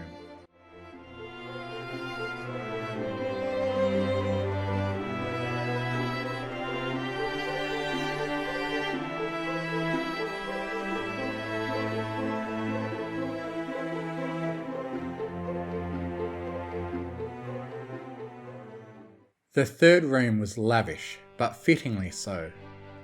Never one to stay hidden in the background, Rarity was certain to make a splash in every room she entered, but beyond that, she was always able to lend a hoof to whoever would need it, a trait that made her perfect for the element of generosity, Starlight reported. Rarity's room was designed like a runway. Several replica dresses were positioned on poniquins, protected by a thin magical barrier. Blueprints and notes from Rarity herself were laminated and locked in display cases, along with strips of fabric and stray pieces of accessories. Next to the hologram, floating in another secure container, was a dress that looked incredibly familiar to Twilight. Is that an original? The dress is indeed crafted from Rarity herself, and is one of the museum's most prized pieces, confirmed Starlight. It was donated to the Canterlot Archive, who transferred it to us, and originally included a tiara as well. However, that is kept in our vault for safekeeping. This dress was actually worn by Rarity during the Grand Galloping Gala, Twilight finished, glancing up at the intricate fabric. I remember she spent hours just cleaning it after that disaster of a night, and as she remembered that one night, she began to remember others as well. All those nights spent drinking tea and conversing with her friend had kept her sane over the years, and she would always look forward to her visits to Canterlot. Twilight turned away from the original to look at the replicas. They were certainly Rarity's designs, but they were miles different from anything Rarity had made herself. The plaque mounted next to them stated that each replica dress was created from designs and sketches Rarity herself left behind, crafted with synthetic materials to resemble what would have been available at the time in articulate and precise machines. They were copies, Twilight decided, copies of something long gone. She turned to gaze at the holographic Rarity, with a pair of red reading glasses perched on her muzzle, expression deep in thought. "I think I'm ready," she said. Starlight clicked a word in response, and the two left the holographic Rarity to her work.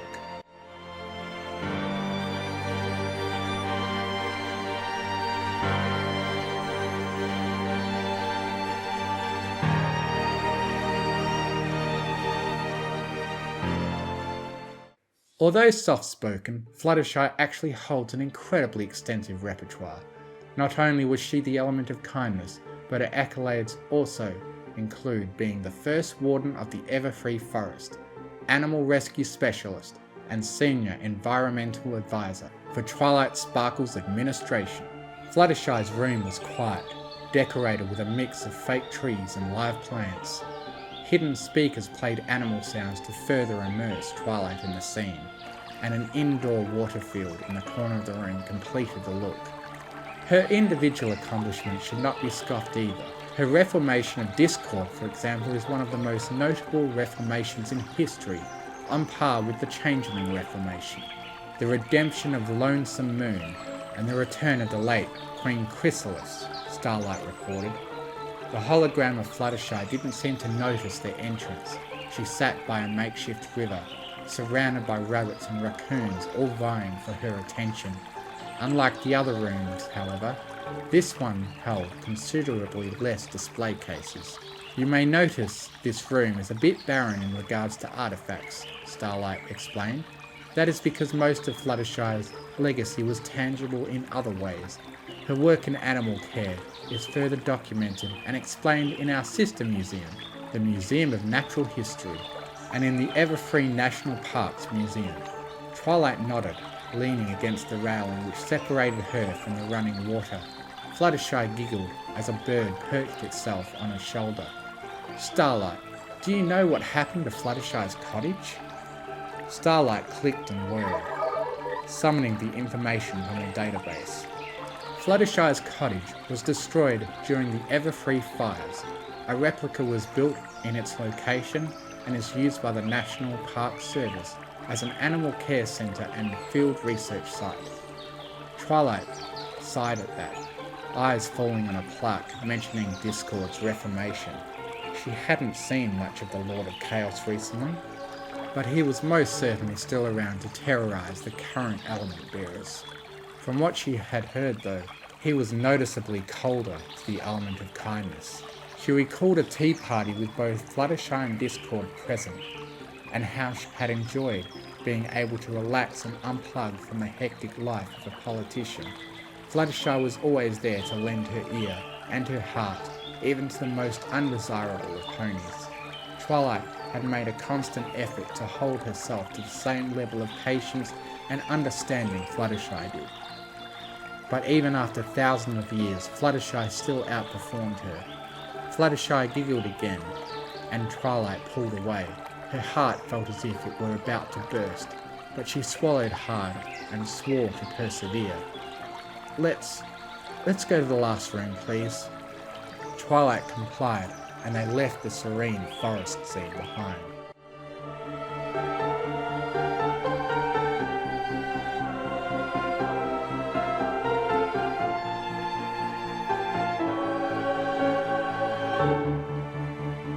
This next room may be hard on the eyes. If you have an underlying medical condition, I would advise you to skip this room or apply your shielding devices should you have them available, Starlight warned before the next door opened.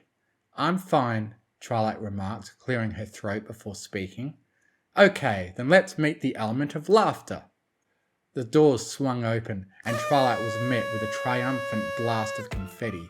Her eyes were simply assaulted by a very pink room, complete with balloons and party decorations hanging from the ceiling. Energetic music pumped out of the speakers, giving the entire room a vibrant feel. It did nothing to help with the lead in Twilight's chest. In the middle of the room, rotating on a pedestal, was a sleek and recognisable bright blue party cannon.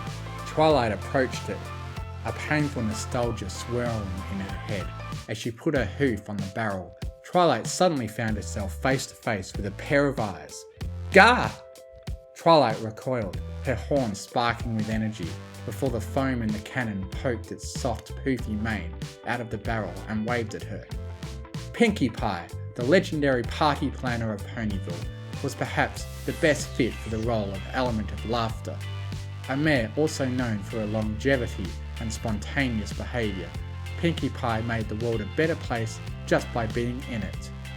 The holographic Pinkie hopped out of the cannon and trotted around to the rear, fiddling with the fuse and adjusting its course. Twilight gasped for her heartbeats still racing. She scrambled to her hooves, suddenly feeling quite dizzy.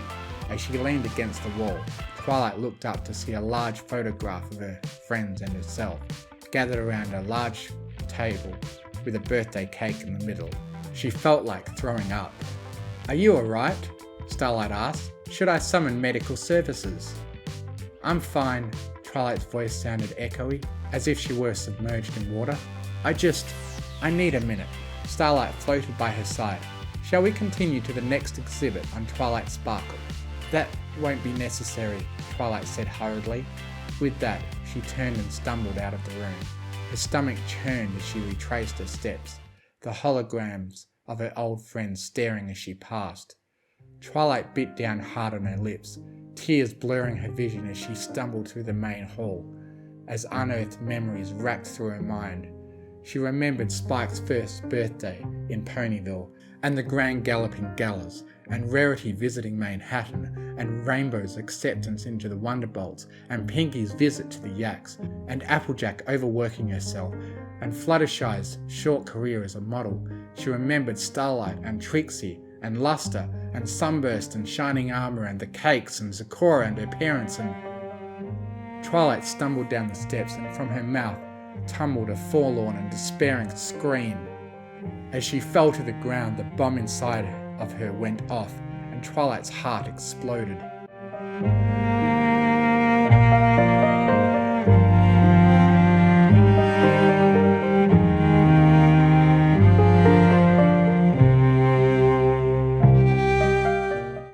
She didn't know how long she lay on the grass before she snapped out of her haze. Twilight was laying in a grassy field just behind the museum, overlooking the starlight glimmer University of Friendship and Old Town Ponyville. The sun was just setting overhead, with the silhouettes of Pegasi and vehicles dotting the air in the distance. Few clouds hung overhead, white and puffy and natural. They drifted by aimlessly, paying little attention to the Alicorn far below them. Twilight was exhausted. Her eyes were still red and her throat raw from crying. Apparently she had caused a disturbance with her breakdown, but everyone had left her alone now, alone with nothing but her thoughts and fractured memories to keep her company. She let out a sigh, but it held no mirth. Twilight looked up at the sky and had an idea. She barely had the strength to move her hooves, but a pale white sphere formed around her horn. It glided up into the air above her, and when it made contact with a cloud, it began to whirl faster and faster. Soon it had divided several chunks of clouds into segments and began shaping them. Twilight smiled a bit wider, guiding the ball with her last reserves of brain power. After a few minutes, the clouds became faces. From the shapeless forms Twilight carved her friends. She made Applejack complete with her Stetson, and Rainbow with a mischievous grin. Next to them she crafted Fluttershy hiding behind her mane, then Rarity with a needle in her magic, and Pinkie Pie mid-cheer. When they were done, she seized more clouds and continued her work. Even as her eyes began to droop, she crafted Spike taking a note, then Starlight flying a kite, and Trixie performing a spell. Each face brought a dozen more, and soon Twilight was creating dozens of faces from her past. Lyra, Minuet, Moondancer, Bonbon, Applebloom, Sweetie Belle, Scootaloo, Cheerilee, Starswirl, and the Pillars, her parents and her brother. The list went on, until Twilight's chin fell and the ball of magic dissipated without any further instruction. And that was how Celestia found her, leaning against a tree and fast asleep, with faces of her friends keeping vigil above her, surrounded by the memories of their names, nostalgic but not broken, tired but not alone. And above her, the skies carried on forever.